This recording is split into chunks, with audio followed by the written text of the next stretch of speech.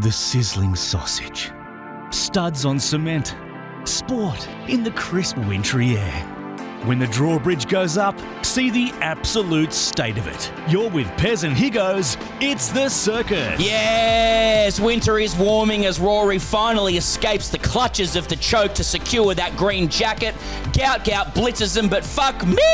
Any danger of illegal wind anywhere around the nation. The Panthers look cooked. The Knights are dreadful. Spencer Leniu talks a lot for a bloke done for racial abuse. And to continue accentuating the negative, Lockie Galvin gets Isaac Moses with Gus Gould stroking a cat in the wings. Gather round took place in Adelaide where it looks like Peter Malinauskas has good techers. Collingwood can play. There was some good Hinkley, Kosh, Ginnivan and Plain stuff as Port knocked over Hawthorn. Good on Willie Rioli too. My views only. The Waratahs score a good try. Mary Fowler's knee looks cooked and Volkanovski does something in the UFC. We've got the man they call Athletic Jesus on the show, Freo captain Alex Pearce, and in the absence of our anchoring star Higgos, fresh from his beautiful nuptials on honeymoon in Tokyo, I might add, we have Tim Hewitt joining us in Higgos' chair, and Billy Darcy back for his second appearance after one on The Grade Cricketer. Welcome to the circus, a slightly different format, slightly different lineup this week in the absence of Higgos. Firstly, Huey, welcome back to the circus, brother. How does it feel to be sitting on that throne? Oh, absolutely electric in Higgos' chair, and I have big arms to fill, and I'm feeling like a little cuck on the Bulls chair right now, just a pig in shit up here, and what an honour, Pez, to watch you do the intro. And he was going beat red if you're not listening. If you're not listening on YouTube I and just see the wanted one visuals, crack at that. Please, pull it off. It was spectacular. Great to be back. Billy Darcy, also on the comedy circuit. I mean, if people can put two and two together, the Melbourne International Comedy Festival is on, so, the cream of the crop is in this fair land. And I think Higgos had his wedding during the comedy festival because he knew that that's when the talent's in town. Yeah. And you know what, Huey, you're in Higgos' seat, mate. I can only imagine what it feels like because I walked towards that seat and Pez leapt out of his chair like a cat. He said, whoa, Huey's in that seat. Yeah. You're over here. You're on a couch 3 postcodes away, brother. Yeah. It takes a little while to get to this seat. Yeah. So and my Machiavellian bloody coup has finally come through.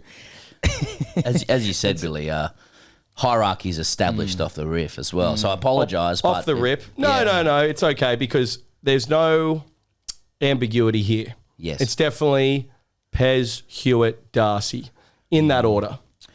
Well, Billy, I wouldn't worry too much because a little peek behind the curtain, Billy and I are in the exact same room and Billy's on before me and then I'm after Billy and his ticket sales would very clearly say Billy's doing a lot better than me, so no one needs to worry about that. There's a lot of different hierarchies around Melbourne at any one point and, Huey and me are always jostling, I would say. Oh, yes.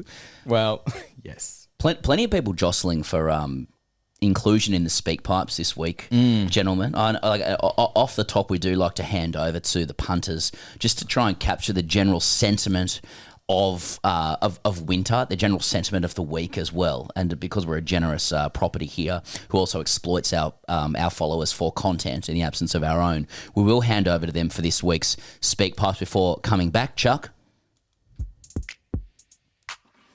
Oh, boys. Gout, more like fast. He's a fast! Any danger of the wind not assisting Gout Gout so we can get an Australian track record that actually counts? Yeah. Gout Gout, sauerkraut, rainbow trout, Lakers in 5.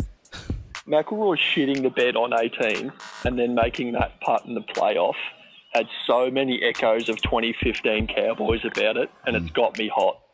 Yeah. Hey, Thurston, where's your Queensland spirit now, you Same dumb guy. prick? Well done, Rory. It be me, your biggest fan. The washing machine you chipped into in 1999 on the Jerry Kelly show. Great stuff.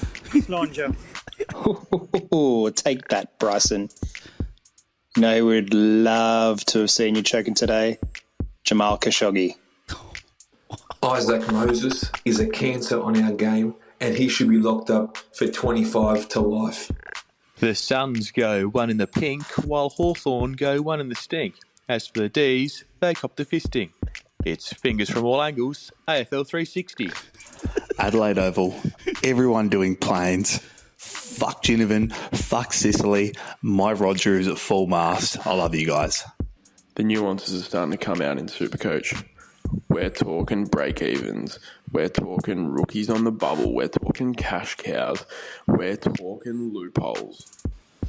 Don't get me wrong, I love watching the Brumbies win. I really, really do. But it's nice to see some of the other Aussie Super Rugby teams have a bit of fucking go about them for once. Boys, what about Noah Lolosio hitting form at the right time and guiding the Brumbies home against the Reds at Suncorp on Saturday? Yeah, actually, I'm the only person in the country who cares about that.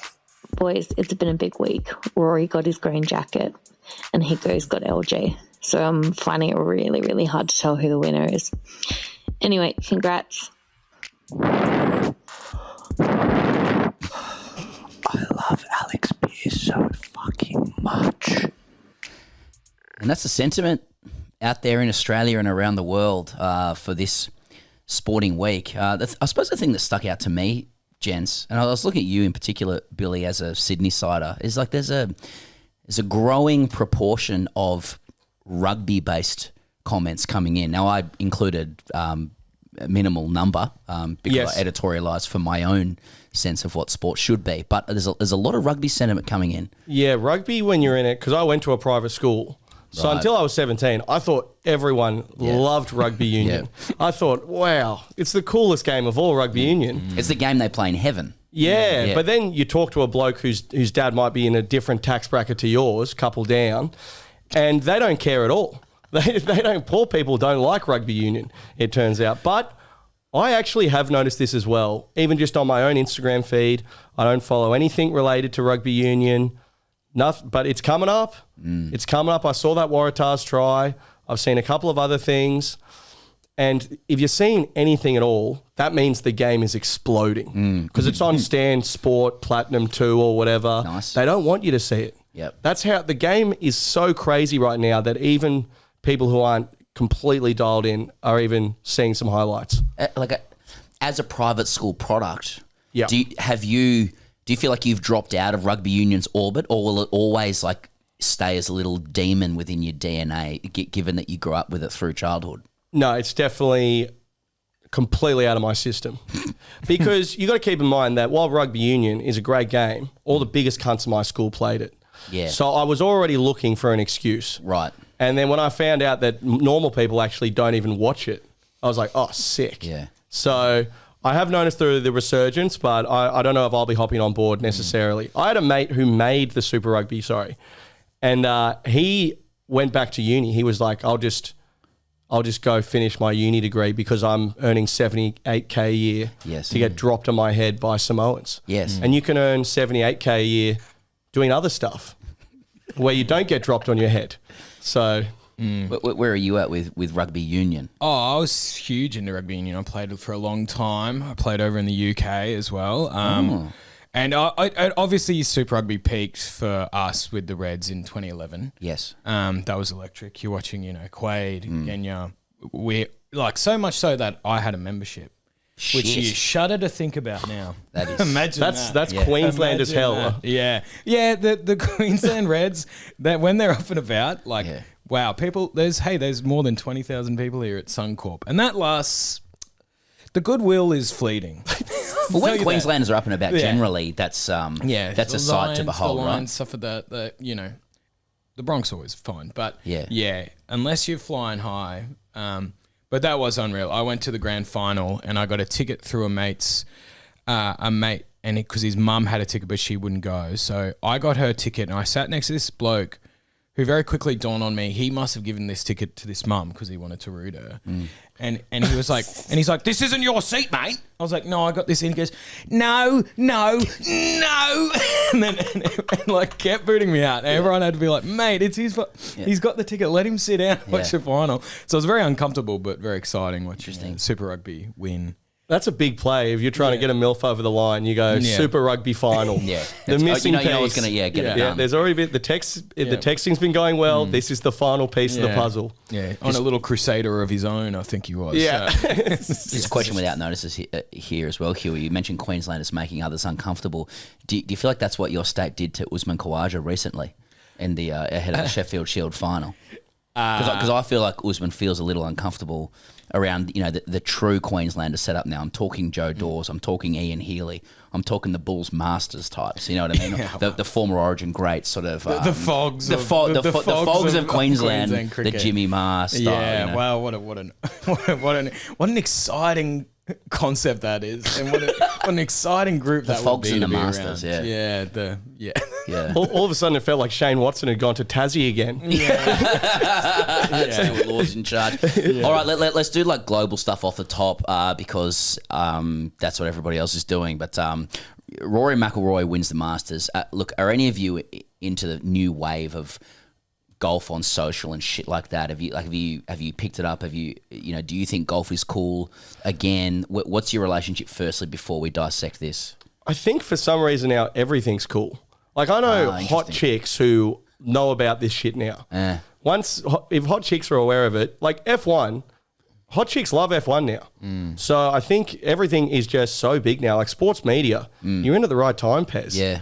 You gluttonous little fella, hey? Get into it. This is about masculinity. This has got nothing to do with sport. I do feel bad because I don't know if Billy and either of us are. We may be the only two white guys that are 30s that went to private schools that aren't obsessed with golf. Right. Like you've somehow managed to find one of the rarest gems. So you didn't wake up at like 4 a.m. with Bryson DeChambeau and Rory Mac on the sort of third or fourth hole, going, wow, what a bipolar start for Rory. Can he get it done and break the shackles of his choking past? Me and Huey were up at that time. But so that there was bit not was a television available, unfortunately. Yeah. But no, we're not into golf. I haven't caught the bug, as they say. Yeah. But I know that it took Rory ages to win this. So anytime a guy just chips away at something for 20 years, it's like, good on ya. Good vibes. Yeah, I knew it was an exhilarating and special moment when I saw that that Adam Sandler was with him and was in full pants. Yeah. And he looked so excited. I was like, fuck, he wears basketball shorts to the Oscars, Like the fact he's in full pants shows that this is a big occasion. Was he there? Like, was he there at Augusta? Yeah, he's Sandler, with him. I think obviously Happy Gilmore's back, but I think the Sandman, he would have been there of his own volition. Yeah, so anyway. there's a lot of love there, yeah. Yeah. And I'm glad he was with Rory and not, DeChambeau. All that's the Khashoggi stuff and Yeah, whatever. Rory got a bit fucked over by the PGA. Like he was sort of the voice of the establishment as Live Golf tried to, some would say successfully kind of take over the game. And Rory was there kind of fighting for its traditions before that very establishment said, no, we'll sell to Live. And Rory looked like a fucking idiot. But now he's got his green jacket, so he's kind of completed it. Has he completed golf? Well, how does it work with golf? Because you can play till like you're 65. So when do you stop? And beyond. And beyond. Yeah. It's relentless. At least other sports have the courtesy to age you out. Like you have to stop. Do you think that's a good thing about cricket, Bill? I know you're a cricket guy, but like in England, for example, guys play beyond 65 because England creates like a welcoming, inclusive, aesthetically pleasing community culture where the game has riches beyond what you can achieve on the field. But in Australia, that just, you're just fucking shit at cricket, and you're kind of, you're embarrassed out of playing again. Yeah, I faced a guy in England who would have been like 60 plus. And the stakes are pretty high. Yeah. When you got a 64-year-old bloke, you're like the quote-unquote overseas pro. And the guy's barely getting to the crease. But then you're thinking, fuck, this is kind of like, it's kind of like almost leg spin, almost medium pace. Yeah. You're analysing whether the ball's seaming or spinning. Yes. Hence, that's the sort of speed you're dealing with. You wouldn't know how to describe it on paper. But if you get out to this bloke, you're going to look like a clown. Yeah. So golf is probably even more so like that, but I kind of like at least other sports, like they let you just move on. Like if you haven't made it in rugby league by the time you're 17, go find something else. Whereas golf, you could chase it forever. Yeah. Blokes lose their mind out there. We see a lot of those Instagram pages where it's like, I've never played golf before. I'm gonna play around every day until I play off scratch. Yeah, and it just fucking works the algorithm hard with a lot of people on there going, you'll never achieve this, etc. And someone's just playing a shit round of golf but filming it. I've never wanted to get into like digital golf content, like a lot of people do, but I just think the idea of like what's going on behind the scenes to set up a camera shot for you playing a fucking golf shot, Yeah. and having to do it over and over while you hit the correct one to get the right hook for your social media. Like, it sounds like everything's meant to look really really calm and meditative in the way that golf is. I could scarcely think of anything more frustrating than trying to get the right fucking camera shot and then play the right shot to begin with. And then editing it to make your own little Hawkeye of a ball. It looks like it's gone right, flush down the middle. It's like, come on, mate. Yeah. As if golf doesn't take a long enough time as well. And then you've got to edit the video sessions when you get back. Like, just text the missus back. You know, you've busted up. You've started a golf Instagram page. I think it'll be a big time saver if you just apologise. Can you imagine the boomers that, you know, their escape is golf, and they've been doing it for, you know, to get away from their wife, and then watching some fucking Gen Z set up a ring light, in a pencil skirt, and he'd be like, "Get out of here! Come on." Not here. Not here. I like it. No phones on the course. Not on the guys. sand belt. Not you know how much I fucking pay for this. Yeah. Dear God. You can't do this to me. Yeah. I think that was a good analysis. Rory won. So well done, Rory. Rory won. Closer to home, I want to mention with you two boys as well, and I'm sorry I didn't do this right off the top, but my understanding is that you both represented Australian comedians or took part in a comedians cricket game late last week. It was Australia versus the rest of the world. Yeah, not since that series where the Australian one-day team played that rest of the world. Yes, I think this is the next instalment.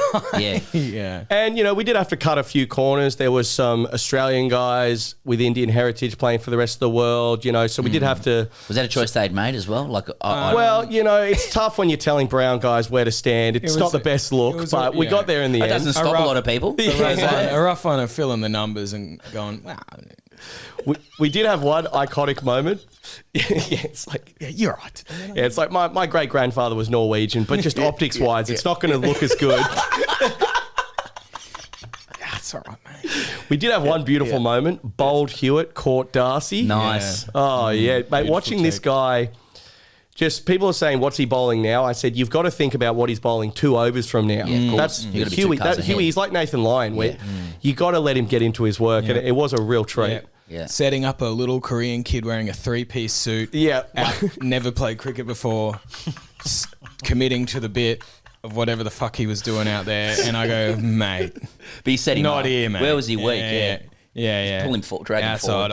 Outside off. Rip in. One look in. out, mate. Out of uni. Yeah. Classic. Yeah. There was Welcome to Australia, cunt. Sorry.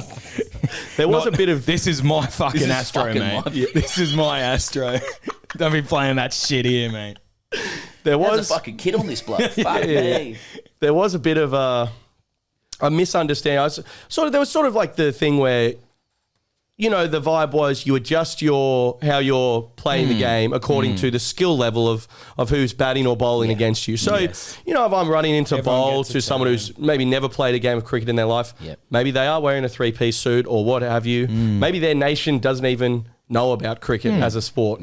Maybe I'll take a few clicks off the old pill because we're playing with a real ball as well for whatever reason. And unfortunately, not everyone... Again, not to point fingers, a lot of people in the rest of the world team. Yeah, I'll make the leap for you, but go on. Yeah. So a couple of the Indian guys went pretty fucking hard. Let me guess, they were having a stick and it was fucking, let's bring up 3 figures quick time. Well, Emma Holland came into bowl. She's never bowled a cricket ball in her life. No. She sends one down and the India bloke captain of the other team, well, he thought, you know, that's short. Yeah. That's right. If you're going to bowl there. She's bowled too short there. And he has sent that into another postcode and he's, you know, marking centre afterwards and stuff. And no irony as well? No irony. Yeah. No smile. You know, 11 on 11, quote unquote, comedians. Not a lot of laughing out there at times. Yeah, very quick. You did. There's always an inevitable shift in any of these sort of multiple sport friendly things. You do watch it go. Everyone gets a turn, to very near the last few overs. Like, okay. Yeah. But fuck this. If they're doing that, then fuck them. Was there any of that? You're a great cricketer, Billy. Did you think, chest out here, it's time to... I did hit Rohan Gandhu for a monstrous 6, but that's just because he was bragging about a 6 he hit earlier. And it was more of a personal vendetta. But I was there for the vibes and the networking. You know, I'm looking to get on the gala by any means necessary. Yes. And I thought a handy 11 not out in the comedian's game might sort of push me towards that. Is that how it works? Well, traditionally, Dave Hughes, a lot of people don't know, he blew up after taking 3 for 7 in 2001. So, you know, there's many ways to get ahead in the comedy industry. And I was looking to get on the gala via working it off my pads. All right. What's Gout Gout doing for both of you? So this weekend, weekend just gone by is in Perth at the Athletics Championships. Makes its way to WA, I should say. And we'd learnt on the circus the previous week that it was a fast track. It was a Mondo track. So something to do with the rubber or some shit. And so Gout Gout was set for a blistering time. Yeah. Right. And so it proved. Sub 10 in the 100, sub 20 in the 2, which is what we call it. And did you know the 2's pet event, which is an opportunity for Australians to sort of get to know a bit about athletics. But and the other features of it were that there's a couple of false starts. There was fucking wins everywhere. None of it counted, but you still see a good number on the board. That's my, I guess that's my explanation of what happened. Is he doing anything for you, Huey, emotionally? Are you expecting, you know, like deep into sub 10s gold medal in Brisbane or even LA earlier? What do we want out of this product? I would say the main thing he's doing is letting people know apparently athletics happens all the time. Because it's fucking news to us that there's a Mondo track in Perth and they do it in... Okay. Yeah, right, okay. I see the buzz. I've seen the buzz. Yeah. You're having a look at it? I'm having a look. Well, anytime you see 9 or whatever, you know, you're like, fucking, that's the big one, right? That's under 10. Have we ever had one that runs under that? You know? Patrick Johnson went 993. Okay. He's got the record. And But that the was wind, legal. yeah. But then it's also because he's quite a tall boy. Maybe that helps, right? It's sort of like a sail, I guess. If there's more backwind, that's sort of picking you up. Perfect. You know, that's exactly right. Yeah, I know everyone's looking towards the Olympics, but I'm enjoying this 17-year-old phase where there's just the gap between him and the rest of the runners is so big. It's hysterical to look at. Yeah. So I'm actually, a lot of people are saying, I can't wait for the Olympics. I'm actually really enjoying just hammering teenagers into the core of the earth. Billy's excited to just go watch his final year 12 race. Yeah. I want to see the GPS stuff. Yeah, 100%. Yeah, house points. But how does it work? He's 17. Can he just go to the Olympics? Like, at what point do we just stop? I don't know how old you've seen our Olympic skateboarders are, but 17, he's almost a veteran. Exactly. In some of the village. Well, I just want to share this with you from Michael, who wrote in. He said, boys, not so much a correction, but more of a titbit. That's how he spelled it. I felt worth sharing. Amidst discussing other roaring win out west by Mr. Gout at work, brackets water cooler stuff, I work in retail, my co-worker, an AIS-funded triathlete, how are your 3 disciplines, said the most exciting thing about Gout Gout is that his running technique is, quote, shocking. In grade terms, he's very much in the mould of your young tearaways bowling 145 at 18, but bound to get stressies before they get their action right. Thus, in addition to the fact that this kid is 17, there is quite a bit of upside to come, and we can be reassured that we are right to pin the hopes and dreams of a nation upon his shoulders come Brisbane 2032. Cheers, Michael. P.S. Congratulations on the nuptials. He goes. So I suppose the point is there, like, this is an even better aesthetic than what we're already considering, because he's now offering us the opportunity as like casual observers to say, and the technique's got a lot of work to do. You know what I mean? So it's actually a shocking technique. Would you say the ceiling's even higher than we thought? Exactly. Just the way he's rocking his body up top there as well. So yeah, please let us know, boys, actually, if you can kind of get into specific detail about where the technique's going wrong, just for the rest of us to be able to discuss that. Yeah, I'd love to hear Brett Lee actually break down his technique. Yeah. You know, because Brett Lee's great at just, you know, he makes the sound effects while he's doing it. Yeah, Brett Lee was kind of built in a lab, wasn't he? Like everything was straight lines. There was nothing left of centre about the way he operated. What was it? The Fox Tracer that they kept using on Boomer's action. You know? Yeah, that's right. They need to get a bit of that going on. They always freeze framed Boomer's action just on the point of release. I don't know what that was, but anyway, that was me. See what the biomechanics are doing. Yeah. There is a bit of a thing with Gout Gout in Australia where it's like, God, I'd love to see him with a footy or a soccer ball or something. It's like, it's fast, mate. Yeah. Let's get it on KO in some form. You know what I mean? Like, That'd be sick. Yeah, it's not getting commodified enough unless there's a ball involved I somehow. think so. Yeah, okay.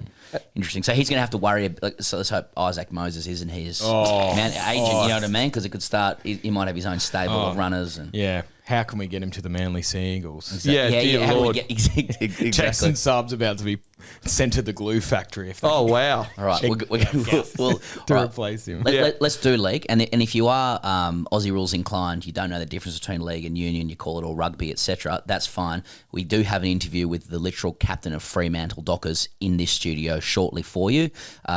Use the chapters however you want, but let's talk league, gentlemen.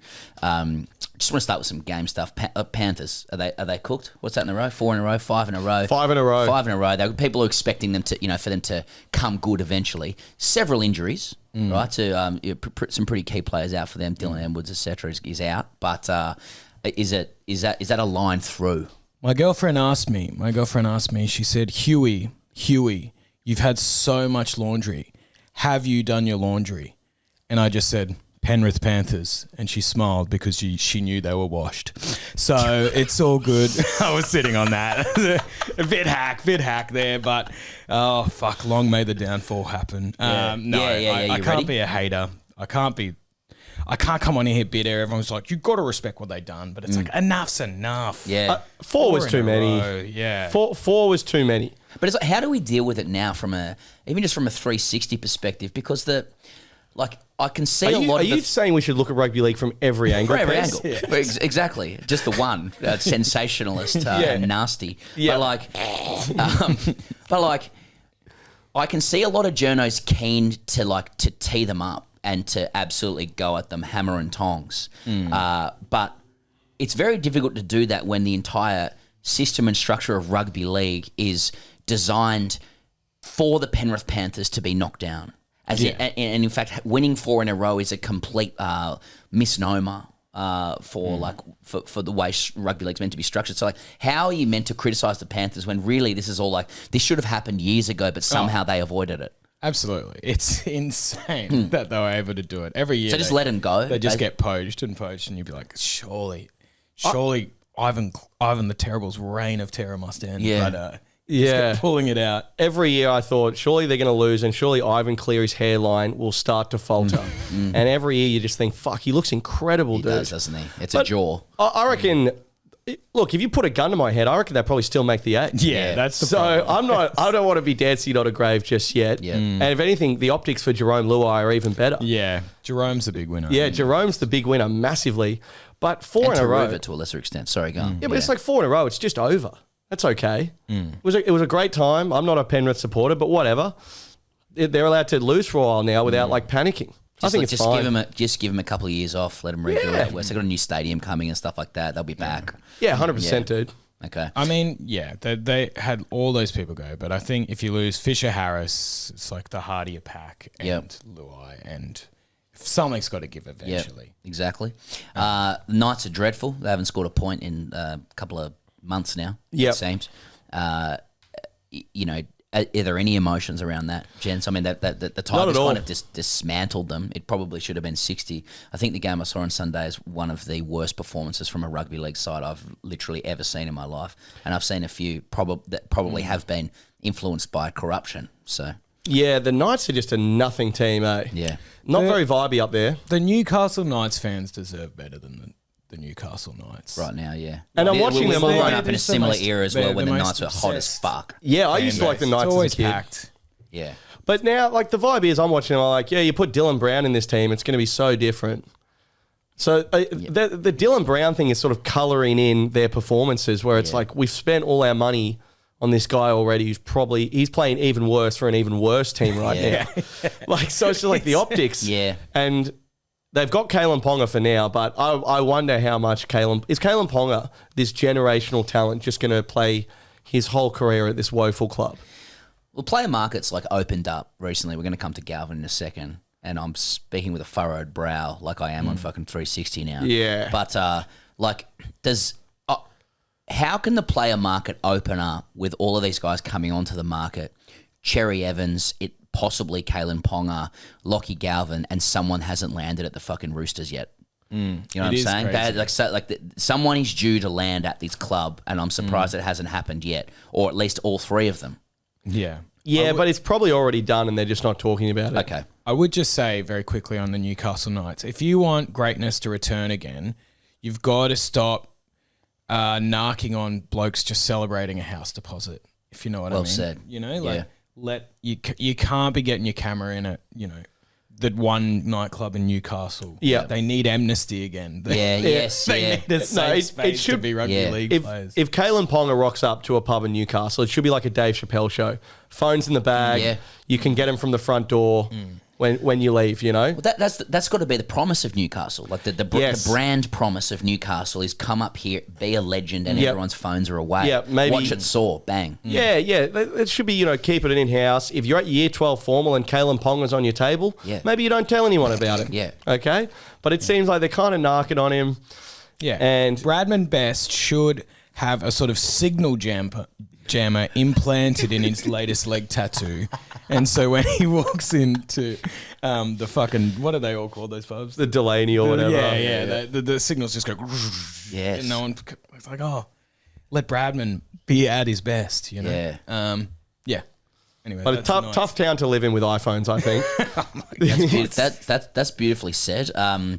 Just want to talk about Thurston and Leniu here as well. So yes. Background for some people.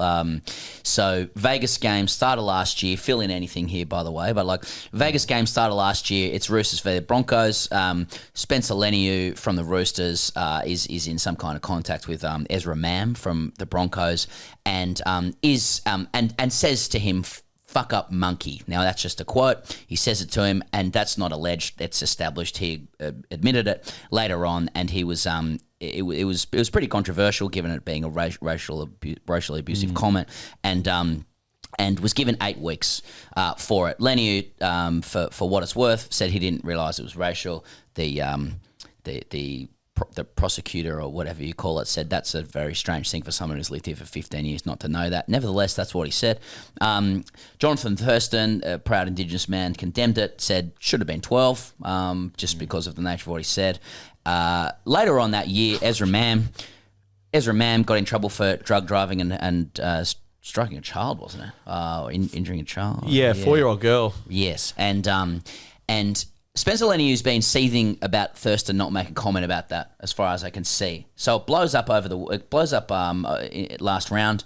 Spencer Leniu is saying, swearing at Thurston, calling him a cunt as well, and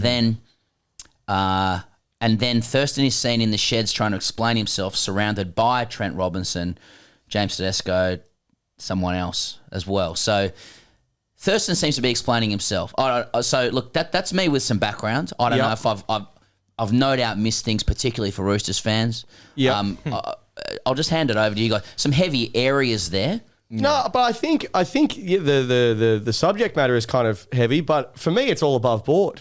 Go on. Like JT has run his mouth, and like as someone who has spoken a little recklessly on podcasts before myself, if some comedian I'd ripped on actually confronted me in real life, I'd be like, holy shit, dude. I didn't know you could do that. Yeah. Like, I'd be terrified. Yeah, this is a screens thing. So I looked at that. I thought, JT, mate, fuck, the Roosters have come home to roost here. Obviously, a bit of banter there, but electric. Yeah, I was like, should I even acknowledge I've said that? I'll just move on. It was too late. Yeah. But no, I think it's fine. Like, obviously, it's a shocker for JT when Ezra Mam's ploughed into a family. Yeah. And then you're thinking, oh, rock at a hard place here. Yeah. But I think he ran his mouth about Spencer. Spencer said, I didn't like that. Yeah. So That's Spencer okay. basically saying, JT, if you're going to run your mouth on me, which is to say, when I call someone a monkey, you shouldn't say that I should be suspended for longer. You got to run your mouth on everyone after that. Yeah. Is that basically, that's what Spencer's I think saying. he was saying he that- talks a lot for a bloke who racially abused somebody, for me. Yeah. It's all the actions of someone that really took away and learned about he's got to being reckless and saying things. Yeah.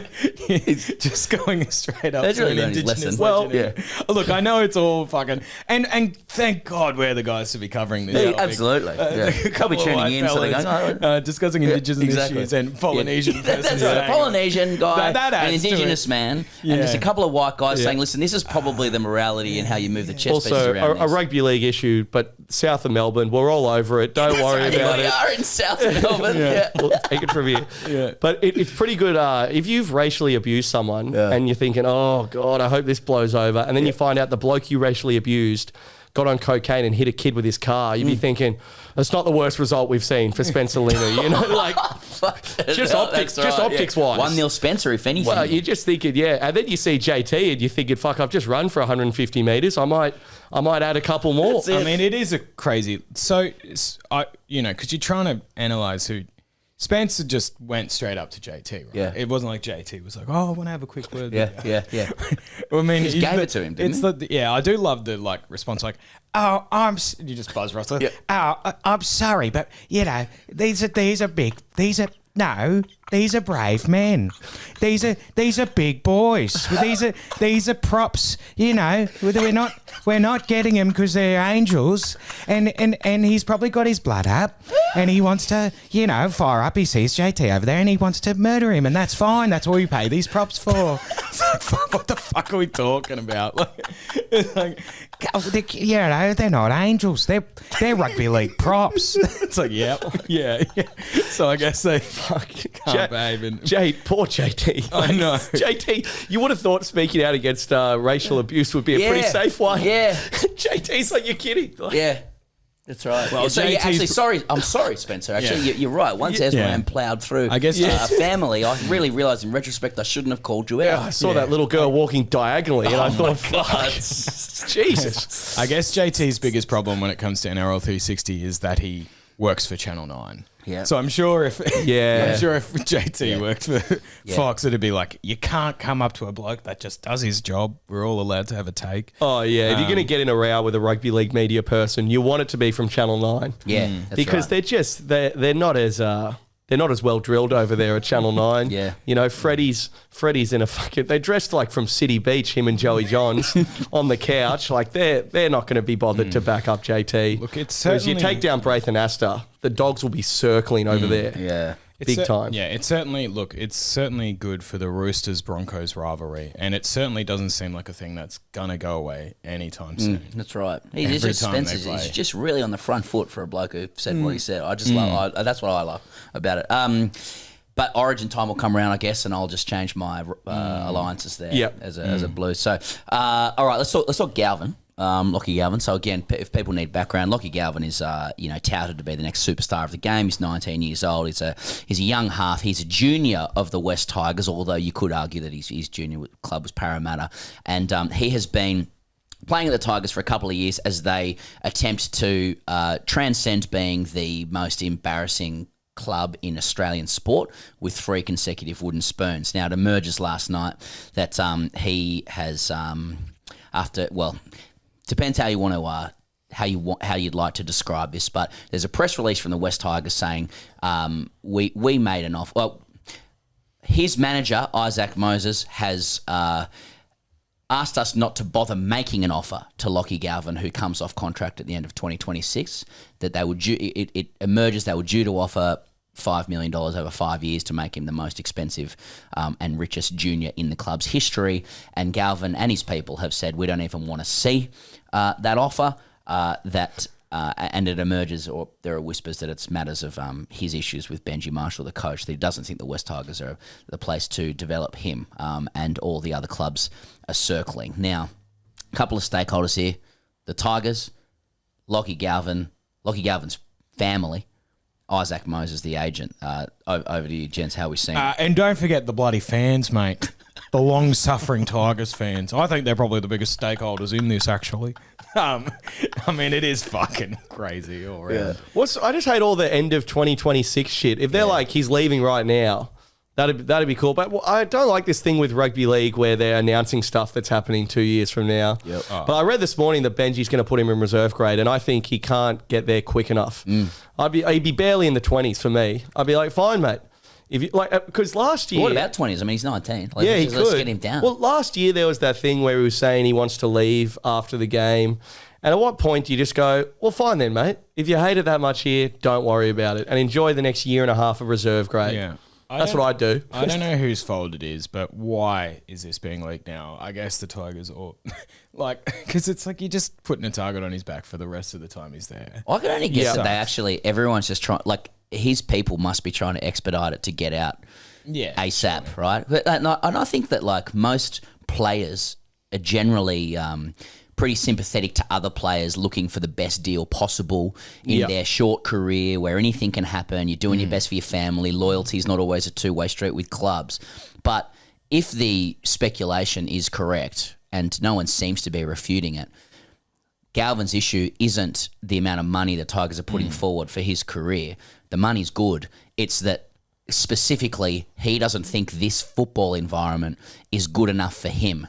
And I don't know how he's tenable with his teammates who themselves have chosen this footballing environment for them. He's essentially saying to them, like, implicitly, this is shit. Yeah. And the Tigers are like, sorry, we've put you outside Jerome Luai as one of the best halves in the game. You're coached by one of the greatest halves ever, but this still isn't good enough for you. And it's like, it's fuck, like, the Tigers just being shit dies hard as an idea. Yeah. Like, you just think everyone around Galvin's gone like, you don't want to be here, mate. Believe me. It is brutal. And it's also like, well, they were so shit that you're one of the only 19-year-olds that gets to be a fucking starting half every week, showing your wares to get a better prize. And, I mean, it all sort of is the Dylan Brown thing, right? Like, the arms race now with the biggest salary cap, if you're a half-decent half that, God, a club can get 10 years out of, fucking good luck trying to make an offer. And I love that it's like, oh, but it's not about the money. It's like, well, I'm sure the next offer you take will be as big, though. And also, it depends where he goes. If he ends up at, like, I read that he's most likely going to go to Parramatta. It's like they're worse than the Tigers. Yeah. And it's like he grew up supporting Para. Yeah, but they also have a debutant coach there. Yeah. Jason Ross. He's got less experience than Benji. Well, sitting in the corner is Gus stroking a cat. I see. So Gus has been making public comment about Lockie Galvin for the last, like, 18 months. Yeah. Among other things saying, this is the best teenager I've ever seen in my life play rugby league. And he's also said on his podcast he's going to make more money out of rugby league than anybody in the history of the game. Simultaneously, he's saying the Tigers would do well not to offer Galvin a lot of money because he doesn't need it at this age. And I've got like, I just have this feeling that the Dogs are going to offer fucking heaps of money to Lockie Galvin, right? So even then, has he had his head turned by Gus? But would you rather be at the Dogs than the Tigers? I just don't think the Tigers are that bad of a place to be at the moment. Appy Coruscant's the captain. He's electric.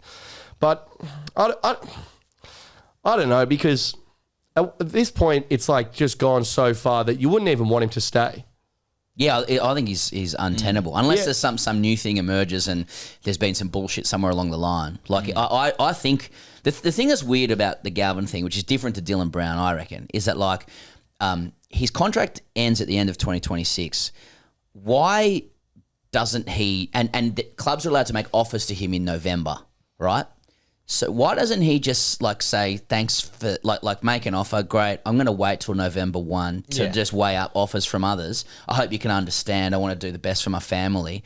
And, whatever, all the shit they say. Family? Whatever.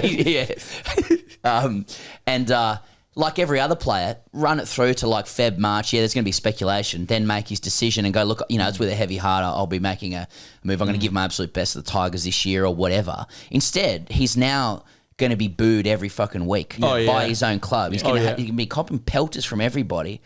The only reason you're going to go through that surely is because your team wants to expedite you getting the fuck out of there. Like as in like make it so untenable the Tigers have to go like you've just got to go. You got to be out of this place now, and they get a player in return or some shit. Yeah. I guess what's important to remember in all this is that Lachlan Galvin is 19. And he's played 27 first grade games. And, shudder to think, but like myself or anyone I remember being 19, one of the world's greatest fuckheads. Yeah. Like everyone. Add that generationally electric rugby league half that's already played 27 and you've got Gus Gould saying you're going to make the most money Oh my God. any player's ever made and just being like, oh, shit, maybe I've become a Gronk. It's a perfect recipe. At what really. point do you start to go, maybe Lachlan Galvin is just a bit of a pelican? Do you think Isaac Moses is there being like, mate, you got to stay at the Tigers. They've been so good to you. It's a great offer. And Galvin's like, mate, have you seen what Gus Gould said about me? Tell them to fuck off. And Isaac Moses is like, mate, you're hurting the fabric of the game. Me,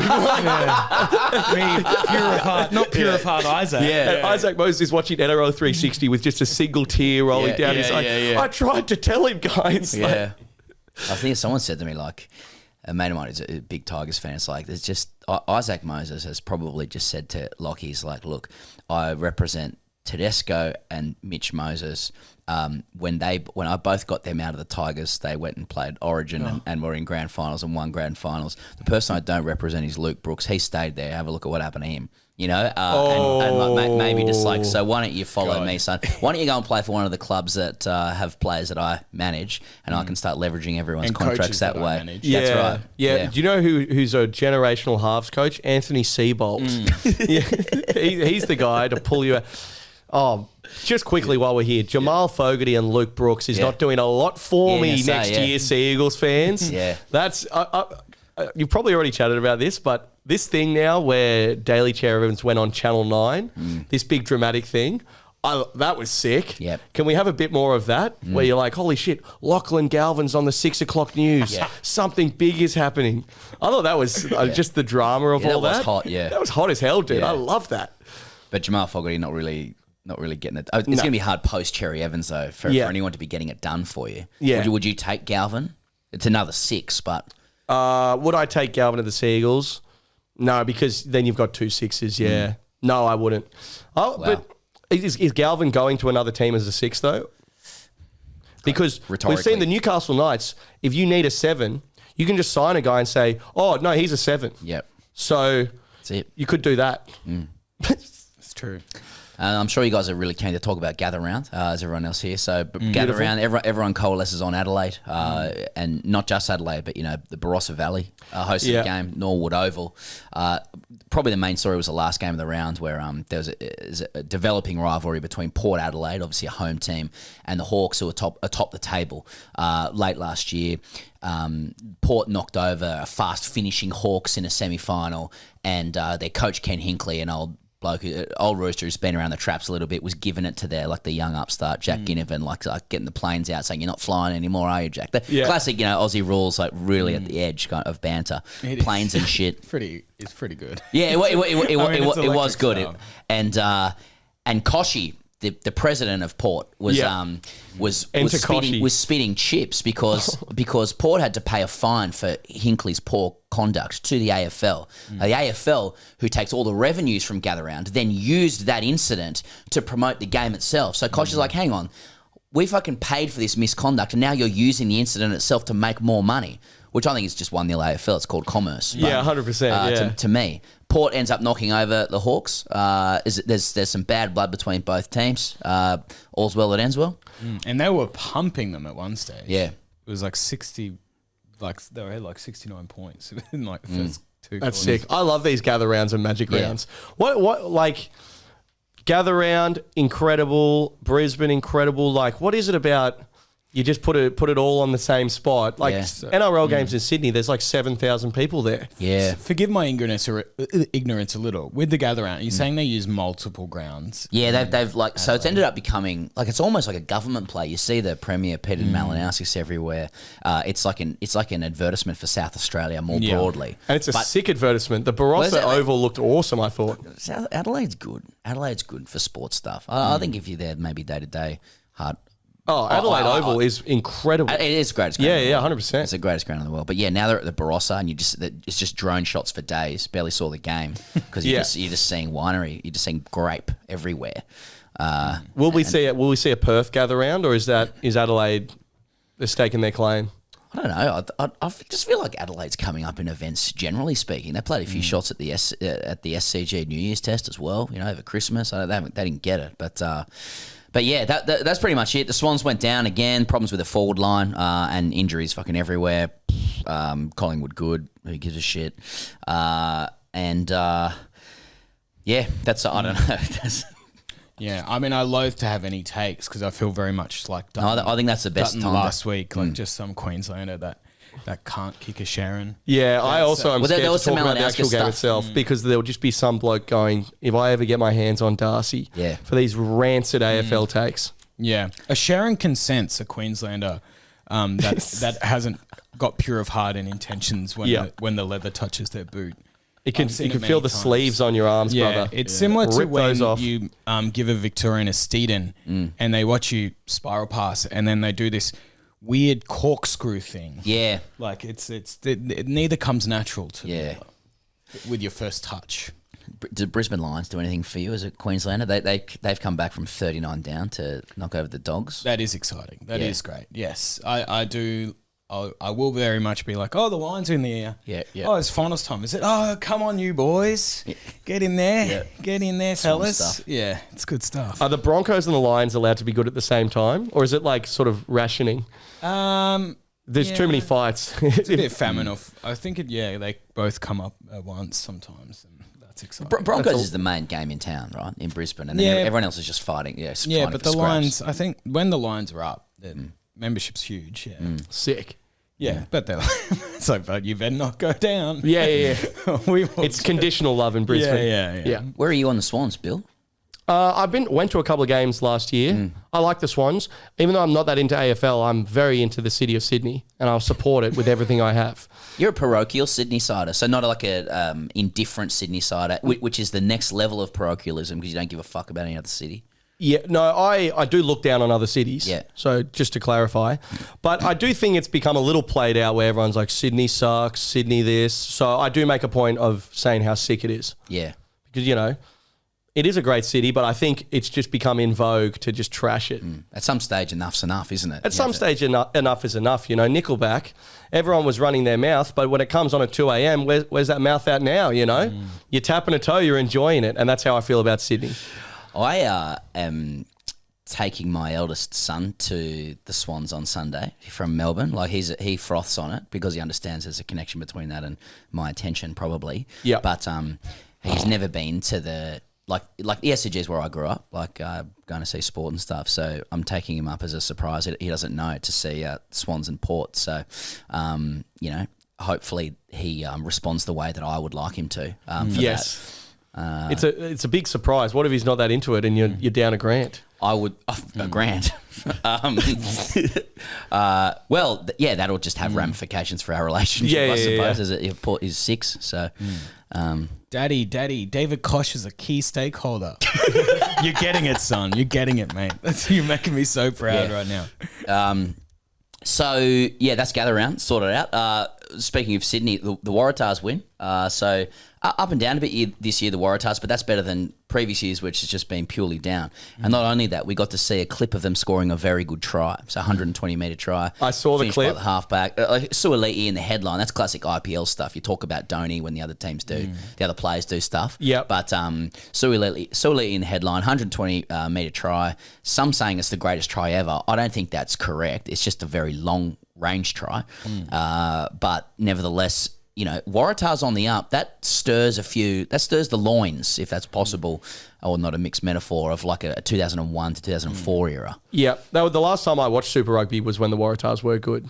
So when I saw the try, I did get a little bit of a flashback. And it's good for business, mate, because Sydney, the nation's would-be capital. If you don't have Sydney interested in your sport, it's not going to be good for numbers. And also, I saw in the clip, it looked packed at the stadium. So, I don't know what's going on. It's all these Netflix docos, but rugby union's coming back nicely in Australia. I think the Reds are up and about again as well. And I would say, I think from what I glean, if you want to be old school Wallabies greatness again, you need guys with, unfortunately, names like Fraser McWright. Yes. Tate McDermott. Yes. We are going back to our roots of triple-barreled white guy rich names. Yeah. And that is where the Wallabies Sam are sadly Norton, at their best. Yep. Yeah, you Absolutely. want a couple of guys that just sound like they had the most beautiful silver spoon put in their mouth when they're given some perfect triple barrel name, and unfortunately, you need a few of those boys back in to get the Bledisloe back. Billy, you're the resident UFC guy. Volkanovski's done something. Can you? And I don't mean it is. The way I've said it is inherently patronising. Yep. And that's probably how I feel about it. But out of respect, can you please let us know? Okay. Well, I'll give you guys the rundown. As you were so graciously explaining to me, gather round. I'll do the same for you with UFC. Thank you. Basically, the Volk, a bit of Penrith Panthers chat. Is he washed? Because he came off 2 sickening knockout losses. Right. And he's 36, which is like 72 in mixed martial arts. So it's like absolute last roll of the dice. If he gets knocked out here, he pretty much has to retire for his own safety. And he's fighting a much younger, much stronger Mexican-Brazilian guy. Wow. That's a potent duo. Yeah. That's, you know what I mean? That's heavy hands. And the vibe is like... Is that a phrase in you, like heavy hands in fighting? Yeah, okay. Heavy hands. And the vibe is that Volk could beat this guy. Definitely could. But there's also a big vibe that Volk could wake up in the sheds and never fight again. Yes. So stakes were high, and he got dropped in the second round, and then he got back up. Oh. And we were like, yes. And then he ended up pretty much wiping the guy, really. Like, he won pretty convincingly, and his chin held up. And it was just so inspirational. Just an old guy going around once again. And it's just incredible. Because usually you start getting knocked out a bit. It's like his chin's gone. A stiff breeze could get rid of him now. But not the Volk. That is great. Thanks, Billy. And I do shout out, it was good to see that Bryce Mitchell do. Yes. Bryce Mitchell, a UFC fighter who famously said he would go fishing with Hitler. Yeah, he got his shit rocked. He did clarify before meth. He said pre-meth Hitler, he would go fishing with him, and he actually thought he was a good guy. Yeah. He was submitted in the second round after quite a significant beatdown. So He was submitted. Yeah. That's good. So it had everything. Okay. That's great. It's an Aussie winning. I like it. Chuck, people have been waiting for you here. I've just got, here's a note. Mary Fowler's knee. Do we have issues? Do we have an update on Mary's knee? Since hearing about this, I've tried to find some articles, and everyone reporting on it is sort of saying it doesn't look good, but also not that bad. All right. That's kind of the tone of more as we get Fox it. Sports. I've got some real analysis though from NRL Physio on Twitter. Okay. Thank you. On Mary Fowler's injury. Yeah. Yeah. He said video is never diagnostic, but this is as close as you'll get. Points to an ACL injury. He says you can see a shift of tibia below the knee. So I guess when NRL Physio's in, that's not looking good. That's not good. You know, there's something going on with the chicks. They do their ACLs way more. They're only just starting to look into it now because women's sport is becoming more popular, but it's way more common in women's sport than men's sport, their ACLs. So you went out to Matilda's recently, didn't you? I went last Friday. Yeah, nice. It was sick, dude. Yeah. Yeah, but I think the Matildas there is still so popular. Like, there was like 45,000 there for a friendly against Korea, and it was sick. Yeah, nice. Yeah, but probably adjust your behaviour a little bit at the Tillies, I would say. Okay. We weren't like well received in my section. There's a lot of binoculars and tea, and we brought a bloke from Queensland, so there was a bit of a bumping of ideologies, but no, it was sick. But if we could talk about the Tillies for just 1.1 of a second. Please. They're not really going that well at the moment. They look like shit when I was out there. Are you allowed to say that though? You know well, what I mean? I would argue that yes, you can. You know, because this is if you want to enjoy sporting success at the highest level, you have to be at the whims of mediocre blokes who never made it. Yes, and that's kind of the vibe. You know, equality comes in many forms, and criticism might be one of the most significant ones. Beautiful. It's time. Actually, you know what it's time for? It's time for us to take a little beat. I'm catching up with Alex Pearce from from the Fremantle Dockers, an actual AFL player in this room.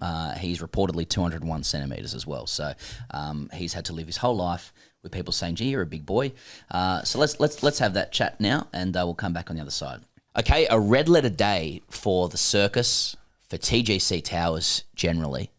We have someone with us currently in the Australian Football League, the AFL. He's played 127 games in said league. He's a Fremantle captain up the wharfs. He's a man for whom there's much love, a proud Palawa man. Seasoned sports writers have described him variously as athletic Jesus, and also about whom ballads will be written one day. A pleasure to welcome to the circus, Alex Pearce. Moose, how are you? Pezza. Thanks, mate. I'm good. I'd love to know who those sports writers are. It is a pleasure to be here. Long time listener. I've wondered for a while how I would get the chance to sort of work my way into TGC Towers. My grade cricket averages weren't going to get me here, so I was not sure how it was going to happen. Saw Bob Murphy's got a couple of runs, so yeah, when the circus was launched, I thought maybe this is my way to sneak in, and all it took was a little slide into your DMs, and here we are. Well, I mean, I think we can reveal, now on the circus that you were the skipper referred to when with said DMs, because I think it was like in the first episode of the circus, we were speculating about all the AFL captains being up at Lamaro's nearby in South Melbourne, the veritable establishment. And we presumed you guys were all in full kit. Full kit, mouth guards. Mouth guards, Yeah. socks, the boots, studs, etc. With Andrew Dillon, the CEO, going from table to table discussing the illicit drugs policy, right? And I'm sure it was a very above board discussion, etc. But I think we can reveal for the first time that you were listening to the episode, probably to tune into the Albo interview, I presume, maybe not. Yeah. And you got in touch, so mate, thanks for the support as well of TGC. Yeah. And to a lesser extent, the circus, I suppose. The TGC, I've been fan for a long time. Big cricket nuffy, more so than football nuffy. We were just discussing earlier the football shows and the current sort of AFL, a wonderful landscape, industrial complex, whatever it is we're calling it, and how I try to steer clear as much as I can, and get away from it. But unfortunately, you can't hear, mate, because I want to talk about getting in and around the boys and how they're going. And 3 in a row. What are we going to do? How's we looking at SDs, MCG? All like, But is this a scenario where we've wanted to interview you, and I'm sorry Higgos isn't here either. We've left the chair empty out of respect for him. Obviously, Higgos was very keen to be here, but the way it lined up with Gather Round, etc., he was on his honeymoon, and rude and selfish of him. And a few boys actually last week as well. Look, I was the Scotty James one. I was listening, and I was like, "Fuck, he's from Perth. No way!" Like most people in Perth haven't seen snow. You got done. I was like, "That's interesting." And then bang. Truth be told, he's of course not from Perth, and he goes, He goes once, he didn't once like, again, he didn't like that. again. He goes, well, this is a problem. Like, I do think it's a cultural thing to exploit in Australian male society in particular, and it is a society is just making mistakes. I think one of the most underrated things in society today, and we say this ahead of the federal election, is just changing your mind. But it's very much a faux pas these days. Like being wrong is the worst mistake you can make. At your own peril. Ask Peter Dutton. I was going to call him something else then, but no, ask Peter Dutton. I saw your face when I mentioned Albo as well, so I presume that was a sort of a couple of policies there. We don't love backflips. Don't love changing our mind, acknowledging our mistakes, acknowledging our faults. Yep. We let others do that for us quite passionately. I think say something, have the courage in your own convictions. If you say 2 + 2 is 3, you got to stick with that. You know what I mean? Otherwise, lest you lose face, as they would say in Chinese culture. But is this one of these? Is this one of these interviews, Alex, where I want to talk to you about footy, and you want to talk about cricket and anything but footy? Is that how this is going to work? Yeah. So what's on the agenda? Like what's getting you hot cricket wise? I've seen that you were at the Boxing Day Test. You saw Constance's innings. Yeah. Where are we at in terms of cricket? How are you seeing things? Well, it's a bit of a lull. I'm a casual IPL observer. I'm not getting up and watching. Same. I'm looking. I'm looking at some scorecards, seeing some things I like, seeing some sort of 230s, 240s. Yeah, like raising my eyes. You liking that? You like big numbers? To be honest, there's a few of us that are like, well, don't know if I like that. Pitch is too flat, bit small. Like, Yeah. is it real cricket? Is it like? But You say at the side of your mouth, like, mate, just put the ball in a fucking tee and hit and see how far you can hit Yeah, it. well, Why not just make it a bowling machine? Yeah, exactly right. Are they play anything through the covers? Like, it's just, that's right. Real cricket. Yeah, and speaking of real cricket, the World Test Championship coming up. I think is that the next one we've got? That's a big one. Yeah. So that's Lords. Yeah, I'm interested in that. Consus open the batting. Well, okay, let's go there. What's your 11 for World Test Championship? I got the Freo fans absolutely spitting chicks right now. You know, like on the Speakpipes this morning, one person was just breathing heavily into the microphone and just said, "Oh, I love Alex Pearce so much." A lot of love for you, That got brother. through, did it? Thanks. I'm glad I made that one. That one got through. To be honest, I'm watching County Championship very closely at the moment. I'm looking for Harris runs. Oh yeah, Marcus Harris in the mix, obviously. Yeah. Oh, I think he's still there and about. So he's low down the pecking order. Good. But you're not ruling him out yet. I'm not. He is not ruled out in my books. I think Bancroft is probably coming from too far back. Oh, that's a massive call for probably living in the Perth. Wilson. Yeah, the Wilson boy.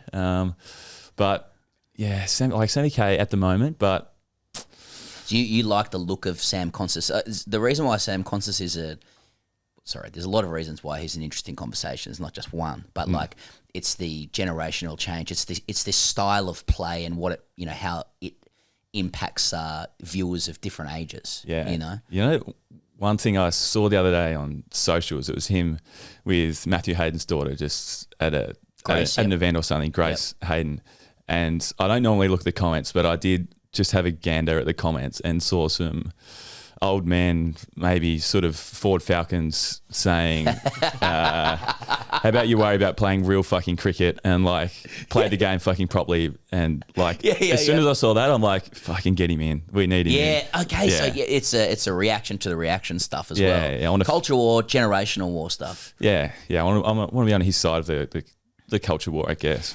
But. I know what you mean.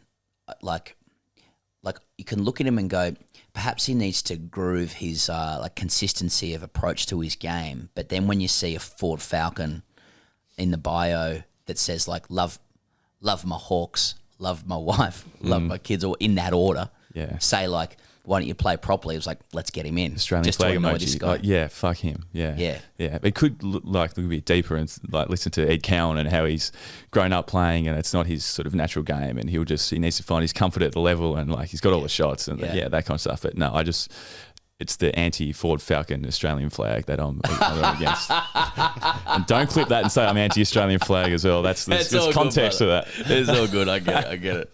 Wow. Okay. Like someone get Mitch Cleary on.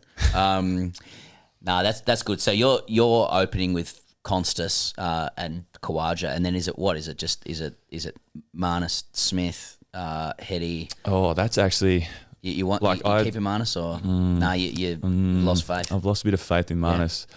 So Greeny, 2 metre green come in. Yep. I'd love to keep Slug in there. Yep.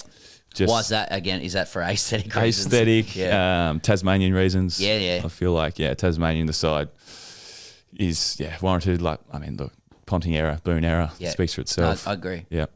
I think from there it sort of picks itself. But I think that Marnus is the one who's so green for Marnus. Constas keeps his spot. Yeah, interesting. I don't think that's a bad side at all. Your dad, as far as I understand, played with Ben Hilfenhaus. Yep. So that's a what is your cricket kind of foundations beyond that? Because it's already a hell of a foundation. But like, Dad's played with Hilf. So that's gonna inform the way you see the game. Yeah. My dad played a lot for my local club, Ulverston, and I spent my whole life pretty much there growing up in the sheds. Used to sit in the rooms, listen to the fines meetings as a 2-year-old. Yeah. Spent a lot of my life around there, and our cricket club says home of Ben Hilfenhaus on the sign. I remember getting a photo with him when I was about 12 years old. Had my cricket jersey on and a Hearts raspberry in my hand. Ben Hilfenhaus beside me, and so cricket. You've been chasing that high ever since. Oh, absolutely. Haven't gotten near it since. But yeah, relationship to cricket's very strong. It was always cricket and footy, but always preferred cricket more. Like, would choose cricket over footy until it just became clear that I just was not good enough, and then footy was actually a potential. I'm to so make it. interested in that because, like, that is. Are there other footy players like that? So there's something interesting psychologically there because really, pretty much all cricket players have fallen back on the game having failed at footy. That's Yeah. just a fact. Yeah. Like that, Alex Carey, Shane Warne, Will Sutherland. You sort of chose it. They say, but Alex Keith just went and played a bit of cricket until he could get his footy career going. I don't know if that's true or not. But you're like, you really are you saying that kind of like a little bit facetiously, like No. because you're Alex Pearce, you're the captain of Freo. You really do look like a footy player. There's a lot of cricketers, I guess, your size knocking around these days. Yeah. No, like when I was like 15, 16, there was rep games for footy. There was one for like a state footy team and it was in like Feb and like it's clearly not footy season then. Yeah. And I was playing second grade cricket with my dad at the time. And like twos in northwest coast of Tassie is not like twos in Sydney I Test didn't want cricket. to say that, but We've only got 2 grades. So playing twos with the old man, he's captain. Yeah. I'm 16. We've got a tryout for the state footy team. I'm thereabouts. I'm a sniff, and I say, nah, it's cricket season. I'm playing cricket. So I go play cricket. We get washed out. Not a ball's bowled. I miss both, and that's that's the best. And yeah. I go through that Thanks, next week, very comfortable with my decision. Yeah. Like that. Well, it's not fucking footy season. Yeah. Yeah. So where's Dad on it at that stage? Like Dad's like, mate, I think you're good at footy, or is Dad more cricket than footy? Or He's both. He's Right. he's a very passionate sports supporter of most things. Footy, cricket equally. He played more cricket than footy. Right. But he wears his heart in his sleeve with both. Okay. You don't want to talk that down. All right. Let's talk footy. I just want to get into this slowly. Freo's last start winners at Richmond against Richmond. Sorry, you got the D's this week. Look, I understand it's pretty rare for you to kick a goal, key defender, but you've bobbed up. You've bobbed up to kick a goal, and I'm just looking on last week against Richmond. I was hoping this would come up. From distance, and I've just noted on Instagram you've posted that, and you've also said I'm a member of the Max Duffy Kicking Academy. I don't really know what that means, but is that a shout out to one of your boys who's helped you through here? It's a friend of mine, Max Duffy, who 6th career goal in 126 games. It says actually. When you put it in like that, it doesn't sound as impressive. No, but my friend Max was a former teammate. Went over and was a college punter in the States. Who isn't? Kentucky. Yeah, who isn't? He actually won the award for best punter in the nation. Right. He's recently came back. He's doing some work with the club. I've done a couple of kicking sessions with him. We're doing some stuff off field, so I'm like, wanted to just pump his tyres up a little bit. So it was a targeted caption ad. as well. Yeah, There's that's right. a bit of Everything's ad to it. branded content now, right? Yes, no. Yeah. Understood. So okay, let me just like do a Mitch Cleary thing. Where are we at with 3 on the bounce now? Freo, is that right? 3 on the bounce, yeah. Yeah. Lost our first 2. Yeah. Now I've got 3 in a row. Yep. There's a curse to be broken for the Wharfs. There's a lot of the sports writer I was referring to, actually. I don't know if it's too like highbrows. Martin Mackenzie Murray. He writes for Saturday Paper. He writes very. We've never met before, but shout out to him. I very much enjoy sports writing, and he regularly writes about Freo, that he, for whom he is, brutally cursed, but he's brought his daughter into it now as well. And but he speaks very glowingly of you. I mean, there's no way you can answer this, but like, what are we thinking this season? Like, is there what are you meant to say? So, now? yeah. Quiet confidence. Well, like, no, I think we'll bottom. We'll top out at 6th. Yeah. You're not going to say that, are you? Well, we acknowledge the fact that, I wouldn't call it a curse, but we haven't won a premiership yet. If there's any league listeners still listening, the Dockers haven't won a premiership. And we started in 95, and it's a big driving factor for us. We want to be the first team to do it. And, like, there's been years where I don't know, everyone's like, we're going out there to win a premiership, but you don't talk about it because it's like, you don't want to put too much pressure on ourselves. But like we're very open that like we think we're good enough got a couple of recruits over the off season. Had a good year last year, and then shit the bed in the last sort of 5 rounds. But yeah, we're here to win a flag, and we're here to I don't want to say break the curse, but I'm when I speak to Freo people around like the town and stuff, everyone like the very first thing they say is, "Oh, I'm long suffering. I've been here for 20 years, 30 years, and I'm still here. I'm still here." And I'm like, "Yeah, fuck. I know. We're trying." But do you get hammered? Do you get hammered at like in town and stuff by people? I mean, you're a fairly noticeable presence. Not with too. respect. I sort of pick my spaces a little bit. Where I am is not the footy heartland, I guess, but a little every now and then. Yeah, a little bit. You'd get it, mate. No, I don't, man. To be honest. I got a question for you. Like, you strike me as a quite a emotionally well-adjusted guy who's aware of matters outside of footy. You don't live in you don't live so much in the footy bubble that it's all you consume. But like, it occurs to me, being a little bit of an outsider to Aussie rules, that like every time you mention a team, you have to use the suffix footy club. You have to say the Fremantle Football Club. You have to there's a solemnness to the way you're meant to speak about Aussie rules and Aussie rules like teams and stuff like that. Like, is that what's your verbiage like as captain of Freo? Like, are you a serious guy? Are you a calm guy? Are you more like of the Cummins ilk, or do you like to like get around the boys, smack a couple of blokes, on the arse? Yeah. What's like Alex Pearce kind of huddle speech stuff? Where are we at? Yeah, it's probably quite serious, to be honest. Really? When it comes down to it, it's a bit of reading the group as well. We are quite young, got a few guys who aren't that serious, so you need to sort of toe the line and be serious at times, but then know that, look, boys can see through bullshit straight away as well. But yeah, I don't know. It's an interesting one. I try and be. Because in my head, like from the outside, you're meant to scream as a AFL or Aussie rules guy. There's a lot of it's not so much anger, but it's aggression, verbal aggression. The more I've captained, some of my greatest like pre-game speeches have led to absolute piss poor performance. Right. And then there's one time, no correlation. One time I actually literally forgot what I was saying and was like stuttering. There was blokes laughing in the back. I just went, fuck, just come on, get out there. And then we won the first quarter, won the game. So there's just so little correlation. And most of what it does is just make me feel anxious for the hours leading up to it. What am I going to say? So now I don't write anything out or anything. I just feel, all right, what's the coach sort of said? How are we going to go? Like you have to be. The game can be so demanding and ask so much of you that at times you need to take the edge off a little bit. So during the week in particular, how can we shorten things and make things easier to consume and give guys freedom to be themselves?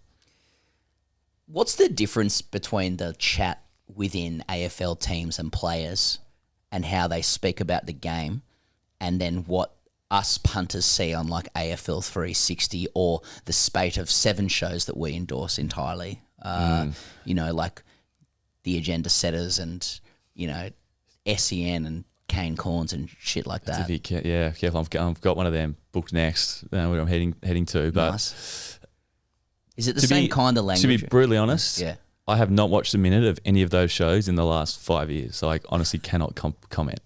I refuse to watch anything that is on at fucking 7 o'clock at night, setting the agenda or reviewing anything, X's and O's. When they get on the board and they start scribbling around, I don't know. I hope none of them are listening to this, but we chatted to quite a well-known guy within the football media industrial complex, quite a good player. And he was chatting to us about the sort of media and about how we engage with it. And he was like, I wouldn't fucking listen to anything. Like, we don't do that much. We don't do that much prep. Like, you guys are doing more than us. Yeah. And I was like, well, yeah, I reckon. We're full-time, one day off during the week, but we're in watching clips and the coaches are showing us what we need to. So I actually used to feel really self-conscious about not watching any footy. And then it got to a point where I was like, you know what? fuck it. It brings me no happiness, brings me no joy. Mm. I'd much rather listen to some nerdy like podcasts on politics or listen to potentially you and he goes talk a bit of shit than Sorry, this is an analytical show, Yeah. so that's a bit harsh, but anyway. yeah. So like, yeah, made that decision. And then like, not everyone's like me. Some guys actually just still froth it. But Yeah. from where I've got to, from where I've been, it probably comes from missing multiple years with big injuries and stuff like that and literally hating everything to do with the game. And Yeah. then coming back to being at a more stable place now. But yeah, so to answer the question, I just can't comment on anything that happens in the football media Well, you industrial probably complex. can't comment on this as well. And I only ask because I think there are parallels in cricket where we like do pay a lot of attention. But like, do you get any sense of, contemporary players' thoughts on the views of ex-players and who are experts? Like, maybe put it another way, how quickly do you think an ex-player can fall out of being contemporary with the game and how it's going, and how difficult do ex-players find it to view the game for what it is versus what it was when they played? I know that's a bit of a leading question because I bet some are okay. Yeah. But like,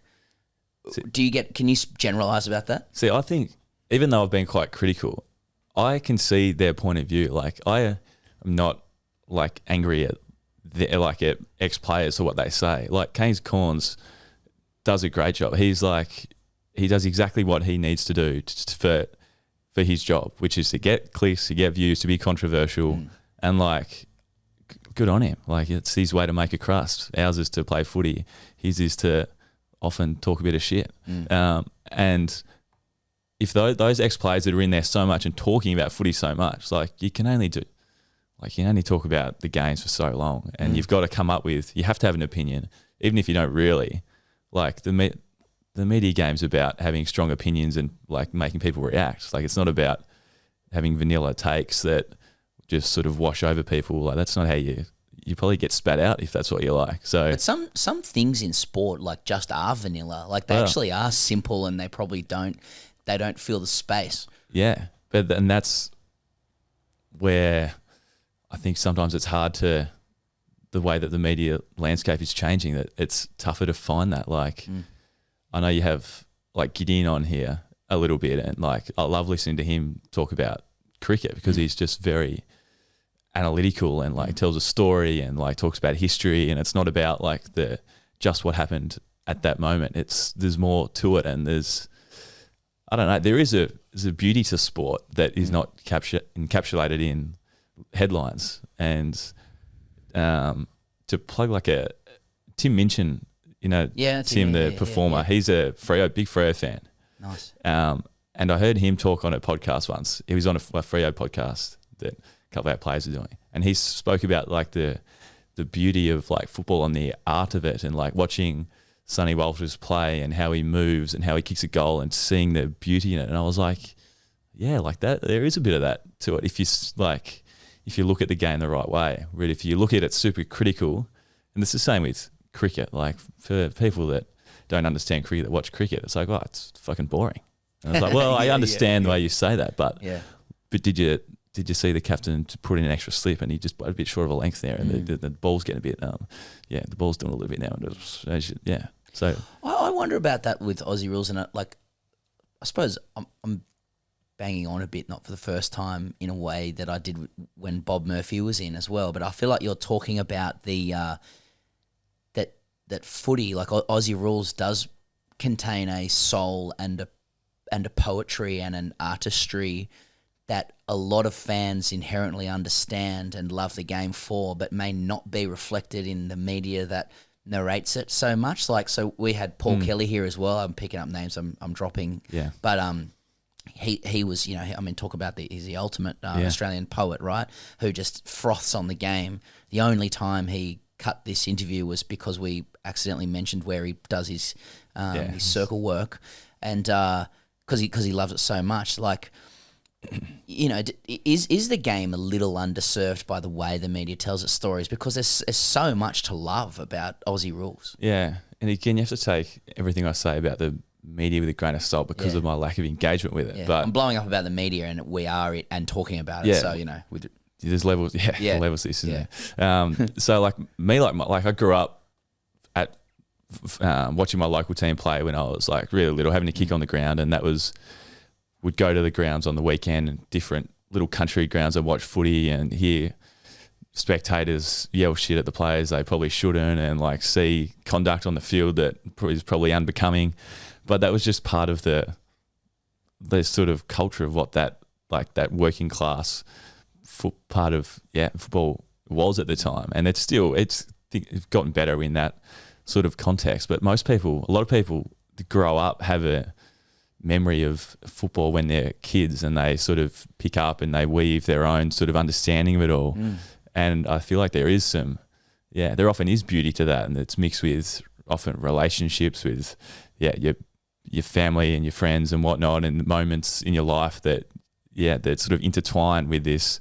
When you're a sports nuff, like I clearly am, the way I'm talking, like my life is intertwined with football and cricket, and like a lot of my mates and memories and family, we sort of share that. So I think that there is a beauty to it, and how to encapsulate it within media circles, I think can be tough. Listen to you.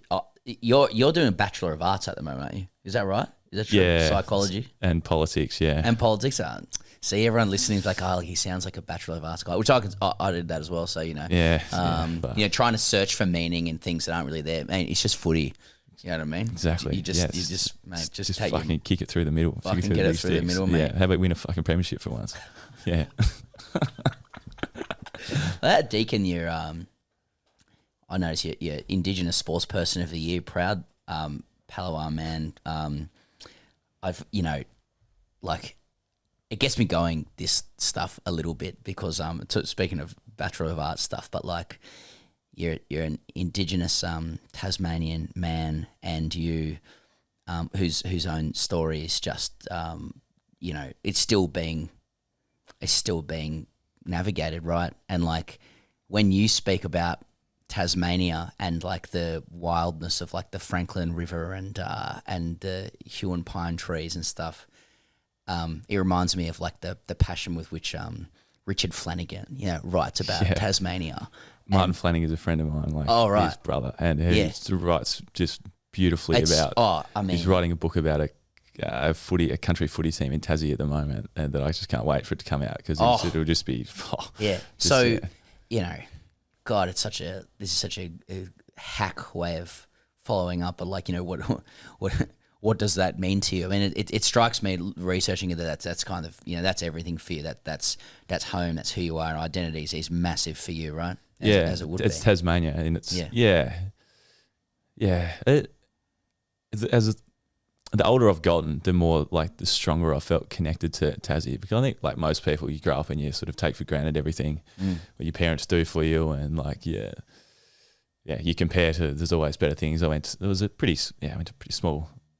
I grew up in a pretty small town. Went to shitty public schools. Ulverston, 10,000 people, shitty public schools, but loved it. Wouldn't change a thing. And then moving away and now going back to Tassie and spending time there, and like my eyes being open to the wilderness of Tassie and how it changes, but it doesn't. I don't know, the sort of heart of the place doesn't change. Like it's still, it's like coming back home every time.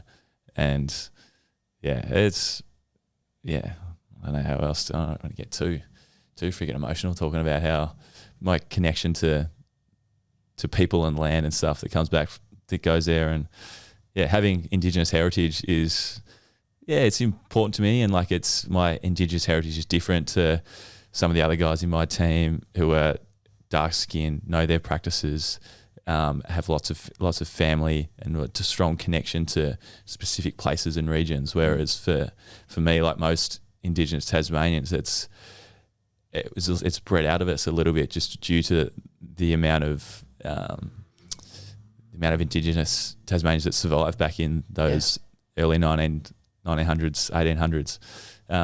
But to know that my heritage, my history goes back for thousands of years from a place that I feel such a strong connection, passion with, is like heartening. It's beautiful. I imagine it's everything. This is sort of happening in real time, but I just note that Willie Rioli's taking personal leave this week for Port following following the weekend's action. He posts pretty passionately about his feelings towards Hawthorn and its treatment of his family. Quickly deleted the expected explanations are given and stuff like that. But that stuff like, I don't know. You were I think you passed on being captain of the Indigenous team right at the start of the year because you didn't want to play against you want to captain against your own team. Yeah, but I don't think that's quite my place either. To get into that sort of stuff. I just mean you must notice things like that. You know what I mean? You like even just as players, because he's copped a lot of shit since then for posting that, right? Yeah, he's one of the great guys, Willie Rory. Yeah. Geez, he's a good guy. He's always have a laugh with him out in the field, and he's been through a lot. And I don't know, it's just so sad how such little actions from people that are so disrespectful and hurtful can just have such a big impact on people. And it's one of the things about Australian sport and AFL, which I'm sort of involved with a bit more, that is a bit embarrassing that this still comes up and we still have a problem with racism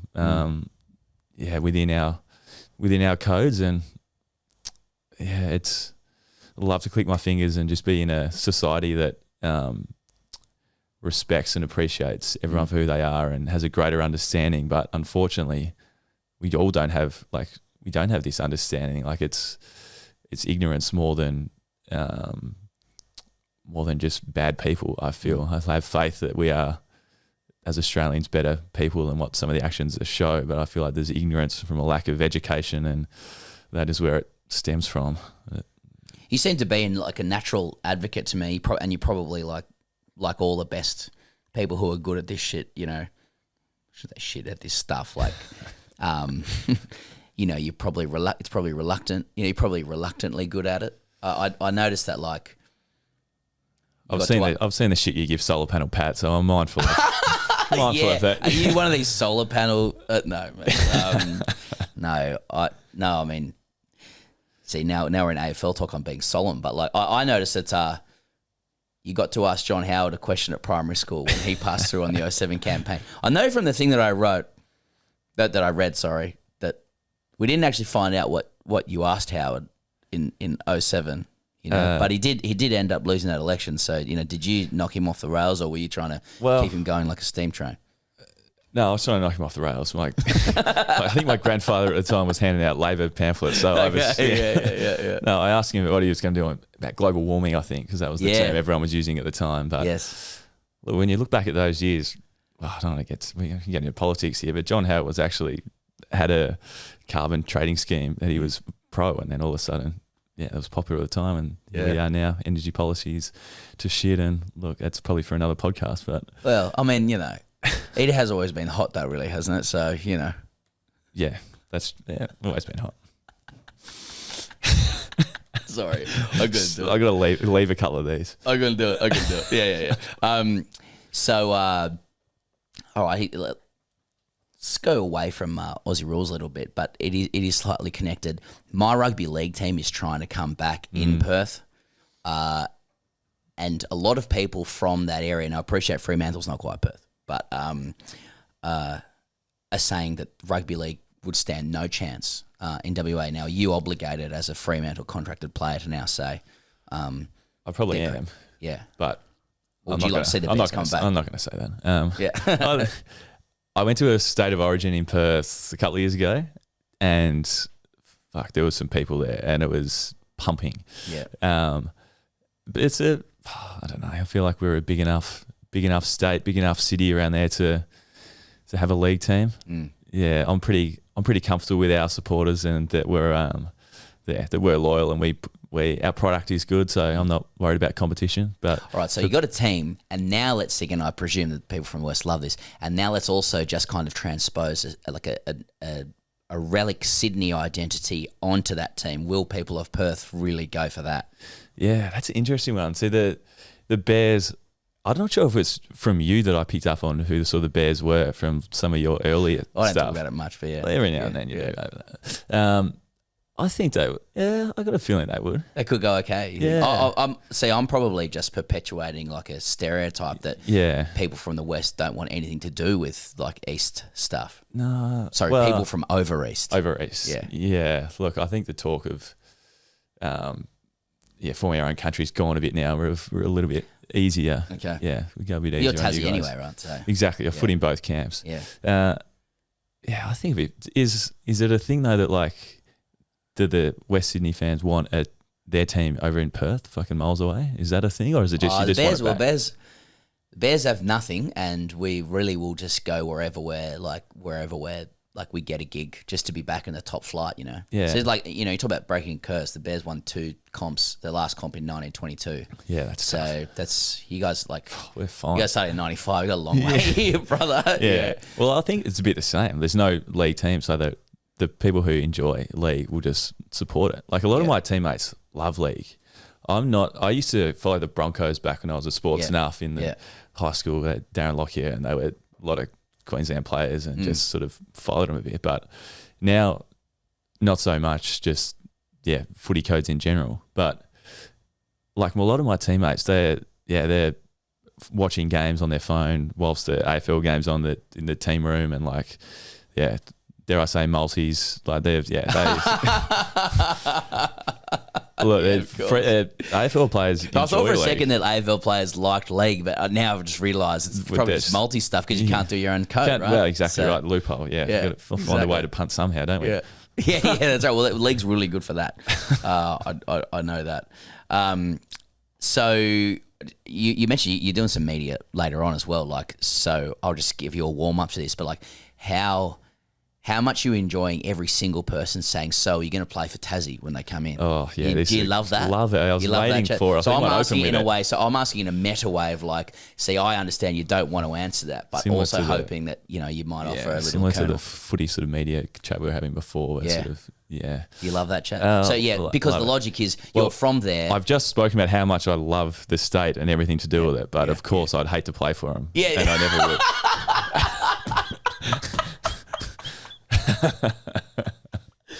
Oh, that's good. But you're a cricket guy. Obviously, you've made clear you're a cricket guy first and foremost. But if the Hurricanes new stadium's all good to go, but then cricket has written saying like roof no good. Because of shadows on the pitch or something, or just not being able to get it to move off the straight. It does need to move off the straight. Exactly. It used to Bellreve, it always goes off the deck. So, look, this stadium's a bit of a fucking nightmare. It seems like at the moment. Yeah, it seems it. Yeah. I don't know if we need a roof. It'll be cold. Regardless.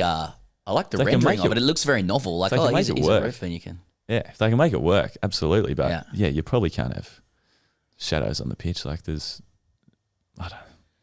I suppose you have to be a stadium guy, don't you? Because that's a chat in Tassie at the moment, isn't it? Like, but it seems like heaps of people in Tassie aren't keen. Like even Richard Flanagan and stuff like that. So like they're pro Tassie, no stadium. Yeah. But the AFL, in all their great power, have said that you can't have one without the other. So. So what are you footy or Tassie first, you know? Don't have to answer that because that's... Next. That's No, I would like the stadium. I think it would be good.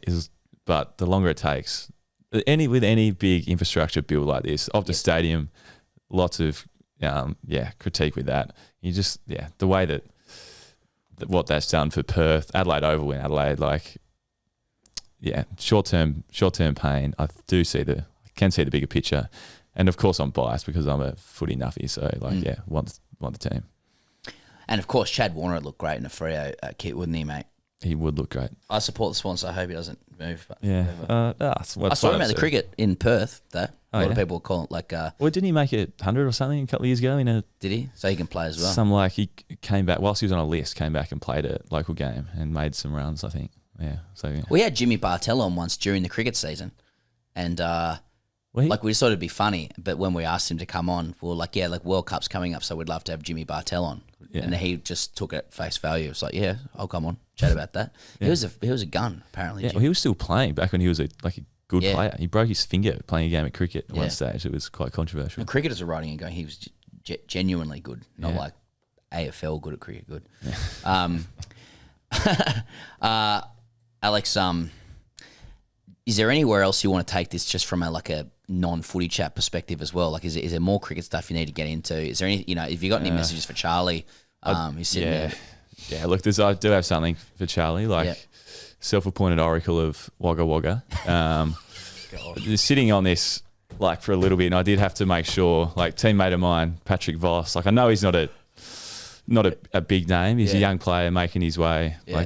Match review committee issues this match week. Review, So I would hope that Charlie and the rest of Wagga are behind him as he goes to match review panel. But I just like to know if Charlie actually knew that he was from Wagga. And next time he's reeling off those names, I'd appreciate if he could put my teammate in there. Yeah. Chuck? Okay. Yeah. Advice taken on board. Oh, that's Jesus. So as a skipper, and you're hearing that. Now, to be fair, I'm sensing subtext. To be fair, on Wikipedia, it doesn't say he's from Wagga. It says grew up in the Riverina. So I think more people need to be aware of this. Yeah, well, you can edit Wikipedia pages, can you? Well, sorry. The skipper of Freo, who's literally mates with Patrick Voss, has just said you should have really shouted him out as a Wagga product, and you're going, well, hang on, this is what Wikipedia says. Is that? No, shout out to Patrick. That's big fan. Man, no, you'd be stoked for that. You've taken that well. I see. You guys are appealing his ban. Yeah, 3-match ban. So yeah, a bit stiff. Stiff. Is that pretty much the argument? I think that's go with that. Yeah, that'll be the opening line. Sorry for being naive here, ignorantly, but have you ever been to the judiciary before? No, I got cited the first time ever last week for headbutting. Nice. So I had the ball and was sort of going out of bounds, and someone was coming at me, and I sort of ducked into him a bit. It was happening pretty quick, but the footage shows me move my head into him, and $2,000 just like that. Bang. Yeah. But you've never been to stand before QCs or KCs, I should say. Yeah, clean skin, clean record is now that tarnished. Gary Lineker style. So is that is that a matter of pride for you as well? No, it's probably a source of shame, to be honest. I would have thought it was a badge of honour to be well, surely. Toby Green, he's given $50,000 of his hard earned to the back to the game for all of his indiscretions. I don't know, when you're trying to be a tough sort of captain, tough fullback, it would be probably better to have a few games suspensions under my belt just so sort of teams know. But but otherwise people might interesting. I was going to ask you. I mean, this meant nothing to you, but we were just talking earlier. We had two comedians in Tim Hewitt and Billy Darcy, and we were talking about massive league news. Young Tigers tyro Lockie Galvin, 19 years of age, world at his feet, playing for the team that's won Spoon 3 years in a row. But they've started to come good. Benji Ball? Benji's his coach. Jerome Luai, Blues 5'8", inside him as a player and positionally. And Lockie, who's contracted to 2026, has his agent, via his agent, not even looked at the West Tigers offer of $1 million a year for 5 years, making him the most expensive teenager, junior in club history. And it's said that it's because he doesn't feel like the Tigers is the right place for him to develop his football, and he still has 18 months on the contract. What's a player's, so obviously just analyse that. No, but what's a player's perspective on when your own teammates are navigating their own football careers, particularly when they're young? Yeah, it's interesting. There's players that have left our club, some that are like, yeah, go home factor, some that aren't getting as much opportunity, some that, like, I think Lachie Neale was sort of one where he was like, I think I can be more successful in Brisbane. And good choice, Lachie. Like 2 Brownlows, premiership. So there's all like this. And then some people are just like, well, who's offering the most cash? I would take the cash. Yeah.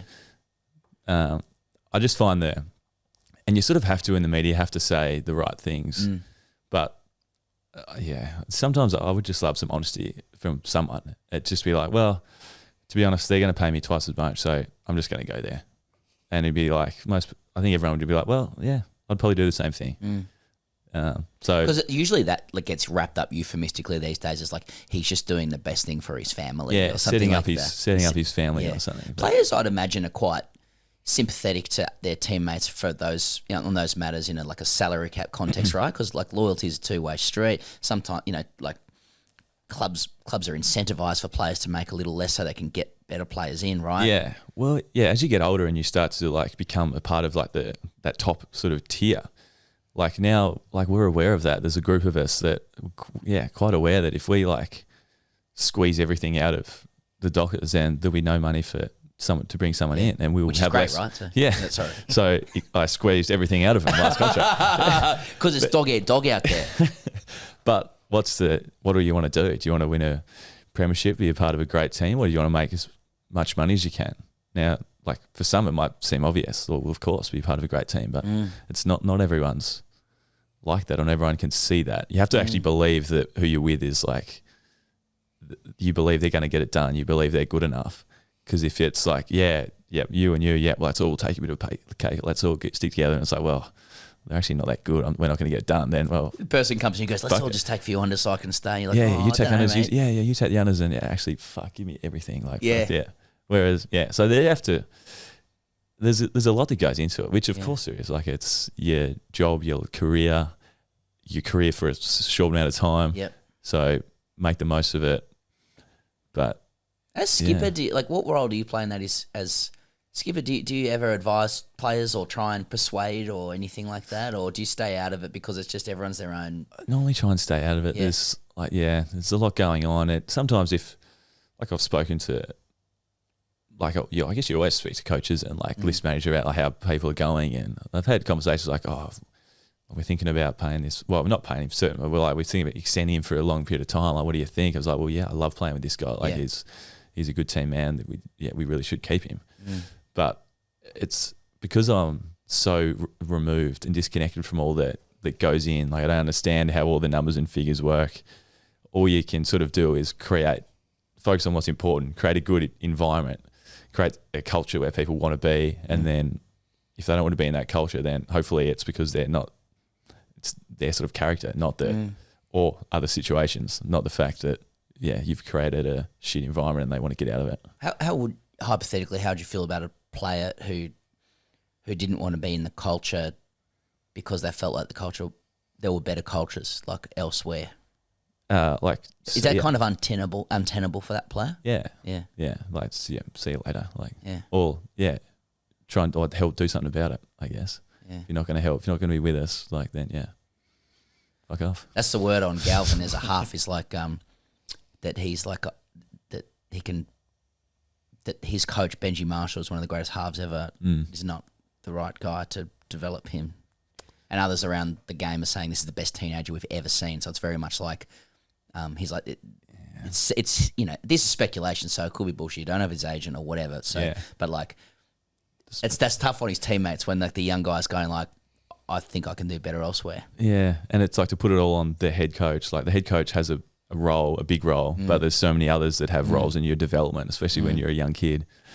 And your teammates, your senior teammates are probably who has the most impact on you as well. So it happens a bit in league though. Like when you're signing contracts for another team whilst the current season's going, like the following year, like I can't get my head around that. Exactly. Anyway, Alex Pearce, Moose, Athletic Jesus, the man about whom ballads will be written one day. Thanks so much for joining us and going on that journey through, other sports, bit of footy chat, Mitch Cleary styles, footy media, appreciate your generosity. Thanks. Good to get some cricket in as well. Pleasure to be here. Was there too much footy chat? It was all right. You look tired. I'll let you go to this other interview. We could do proper footy chat. Cheers, Moose. Thanks, man. Thanks very much to Alex Pearce. We hope. Time for Boys Actually. Billy and Huey with me for this. Boys Actually, I don't know if you just need a little précis on it, but it's just people writing in mistakes we've made and correcting us. Beautiful. And, the pettier, the better, really. Love it. The pedantry is becoming sickening. It's extremely frustrating to read, particularly when it's correct. But that's what we submit ourselves to. Josh writes in, he's called it Schrodinger's Higgos. Boys, actually, at the end of last episode, Higgos said, quote, "See you guys next week," despite just talking about how he wouldn't be on the next show due to getting married. Was this a slip of the tongue, or was Higgos alluding to a possible timeline split resulting in some kind of Schrodinger's Higgos situation whereby he's both on the show and not on the show at the same time? Are parallel universes real? Do we live in a simulation? Will the tanking stock markets have a Schrodinger's cat bounce? Kind regards, Josh. Very clever, Josh. Okay, Pat says, no, Charlie, you okay with this? There's a couple of Wagga things now. Yep, great. Very good. Now, looking forward to it. You can back out any time, by the way, because you're from Wagga, right? Yeah. And you're a young man. You're not expected to know every single thing about Wagga, and you probably don't need faceless morons online telling you what you don't know. Nevertheless, if you're happy to generously go with this, we will. Yeah. For now. Yeah. If that's so, I got your permission. Let's do it. So we're already coerced into that. Okay. Pat left his full name, but I'm not saying it. Charlie wouldn't know a Pomengalana landmine if it blew up in his lap. You could write what he knows about Wagga on the pube of an ant in size 12 font. Calibri, not Times New Roman. Have you heard of Colin Gully, Charlie? That's Greater Wagga. Yeah. Colin Gully. Thank you. Yeah. Thank you. No worries. Sam Perryman, quote, Pearce, and Matthew Kennedy. Harry Himmelberg grew up in Wagga. All GWS players. Upper Tsunami. Take yourself down to Lake Albert for a freshen up. You're not worthy of the Murrumbidgee. Kind regards, Pat, who also left his signature that says he works for family lawyers. Any response to that? Is that all fair? Yeah.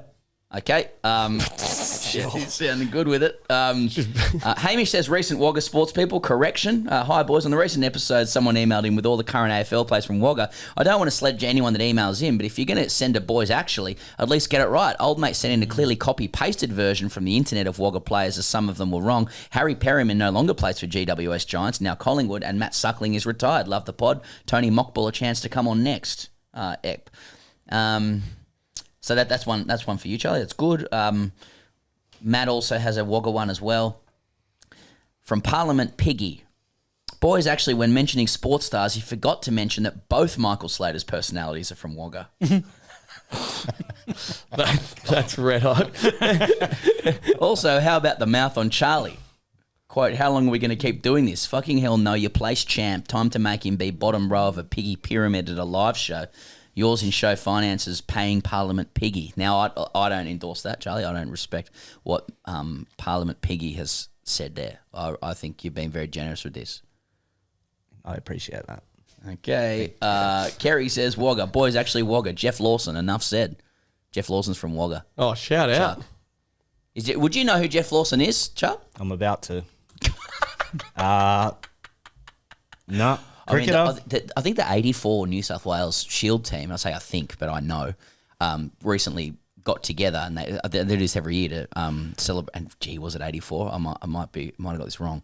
Got together to celebrate their Shield win that year, and there's a couple of names floating about. So I'm looking at Billy as I say this, but you see Jeff Lawson's there, Mo Matthews is there, Steve Rickson's there, and Steve Waugh is the youngest looking person there, right? Which is it's a little bit jarring. But the guys are getting on. That's just a fact of life. Yeah, God. Jeff Lawson, I went to a lot of cricket camps with him as a kid.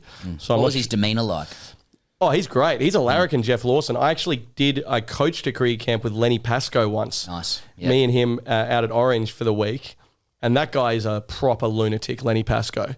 And he would tell all the kids that he's the fastest bowler in the history of the game. Yeah. And then he bowled 161 Ks an hour. He would sort of... He scared people, Len Pascoe. Yeah. And he would talk about Jeff Thompson not like, whoa, Jeff Thompson. He'd be like, yeah, me and Tomo, we both bowled that pace. Same pedestal. Yeah. So absolute characters, those fast bowlers from the 80s. Shout out. Okay. Just one more Wagga Wagga one, Charlie. Look, this person mentions Test Cap 309, Jeff Lawson, and French Open multiple-time Davis Cup champion Tony Roach. Are you familiar with him, Chuck? No. Okay, he's a famous tennis player. USPGA Championship winner Steve Elkington. Yes, I did know that one. Born in Inverell, actually, but grew up in Wagga Wagga. Former Wallabies captain Nathan Sharp. Mm-hmm. You got that? Nope. Nathan Sharp. Never heard of him. That's an age. Never heard of him. No. I thought Sharpie was a Queenslander. Yeah, I said born in Wagga Wagga, moved to the Gold Coast at 11. Ah, okay. What's the cutoff there? Do you claim him? Yeah. Have you seen our NRL Origins? Yeah. Blokes move them retirement and Huey claims them. And here's one that you'll enjoy, Chucky. Also to pick up Charlie on only referring to it as Wagga. One of the town's great sporting exports, Mr. Peter Sterling, has always said you don't call woy just woy, so why would you call Wagga Wagga just Wagga? Enjoy that one, Charlie. That's an oldie but a goodie, isn't it? Yeah, that's good from Sterler. Yeah. New York stuff. Yeah. Why do they call Wagga Wagga Wagga but not woy woy woy? That's how it was said to me. All right. And how do you answer that question, really? I mean, that's a stumper. Yeah, it's fascinating. Max writes in about Matthew Denny. You guys know Matthew Denny? Yeah. So, boys, I'll start by apologising for the pedantry, but I feel I need to say it. Although Matthew Denny went to senior school in Toowoomba, he actually hails from Elora, a small town 45 minutes south of Toowoomba. Okay? Other people of note from Elora include Wayne Bennett, Laura Geets, I have that wrong, Greg Holmes, and the bird who wrote Mary Poppins.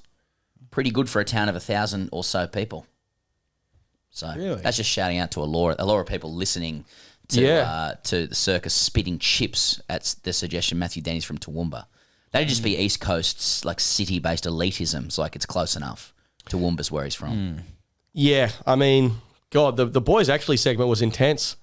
There's more. Oh, there's more. Wow, yeah. More. I tell you guys are held to a high standard on this program. I can't even imagine what's going to be typed in about me next week. Dear Lord. No, I'm in big trouble. Like he goes very big on the statistics and details of a fixture, which is usually pretty core to being able to report on things to people. This week is I'm worried. Darcy says, boys, actually. He also mentions Matt Denny, just saying he's from Elora, and it says he is a discus national champion, not shot put, as corrected later. Rory McIlroy's Masters collapse was 2011, not 2016, which was famously the year of Jordan Spieth's Masters collapse. That'd be gutting for Higgos, big golf guy. There would have been a lot of Rory chat if Higgos was on. So sorry to golf people. But if Higgos has said that got the year of the Masters collapse wrong, that's gonna be problematic. So, Chris says stadia versus stadiums.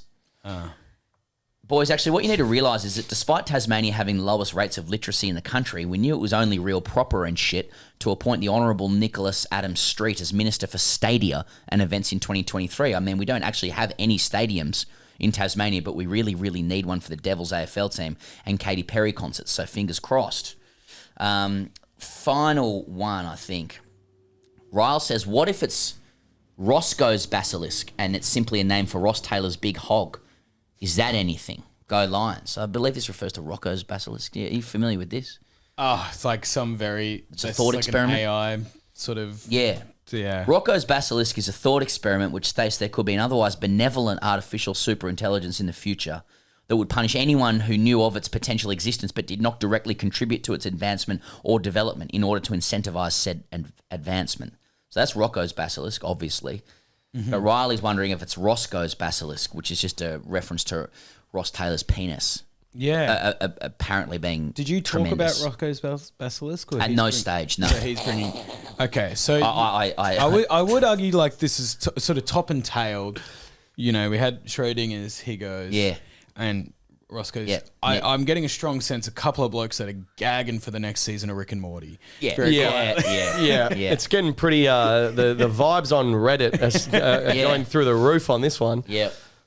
But I like it. Yeah, good. Damien titles his. This is a bit like stream of consciousness style. Like he says, I live in Adelaide. Am I allowed to know the difference between rugby and rugby? And then it's just line by line. And he says, live in Adelaide, hard in the pub, Wallabies v Club Team, Origin Massive Night plus Bondi Junction Soccer World Cup. Mark England said John Dyson got there purely by hard work. Episode aired 11th of April. Need to send the helicopter at Woodville incident. Bluey under 23s. Cheers for now, Damien. Can anybody unravel that? Like that is a real like Kerouac style kind of. Yeah. Sort of like a sporting haiku or something. Yeah. I'm not sure what's coming out of your mouth there. Yeah. Neither. Reading that, I would just say, I hope he is in Tokyo and he's not sort of trapped in a basement, and that is something we need to sort of decipher to save him. Yeah. Yes. Which national park have they got Higos in? Dear God. Using these clues I sent to boys, actually. If you ever want to find Yes. Higos in one The field. real circus is in the inbox of this podcast, I think. My Lord. All right, gents, we made it. Thanks so much for joining us for segment 1 for Boys Actually. Now, we mentioned up the top, both of you at the Comedy Festival. There's tickets. There's still tickets available. Get them early. Don't get them on the night. Don't rock up. Just get them. Give the boys a little bit of surety and confidence. Both of them are performing brilliantly. I won't ask you about your footy show, Huey, because I understand that's a faux pas these days to do that.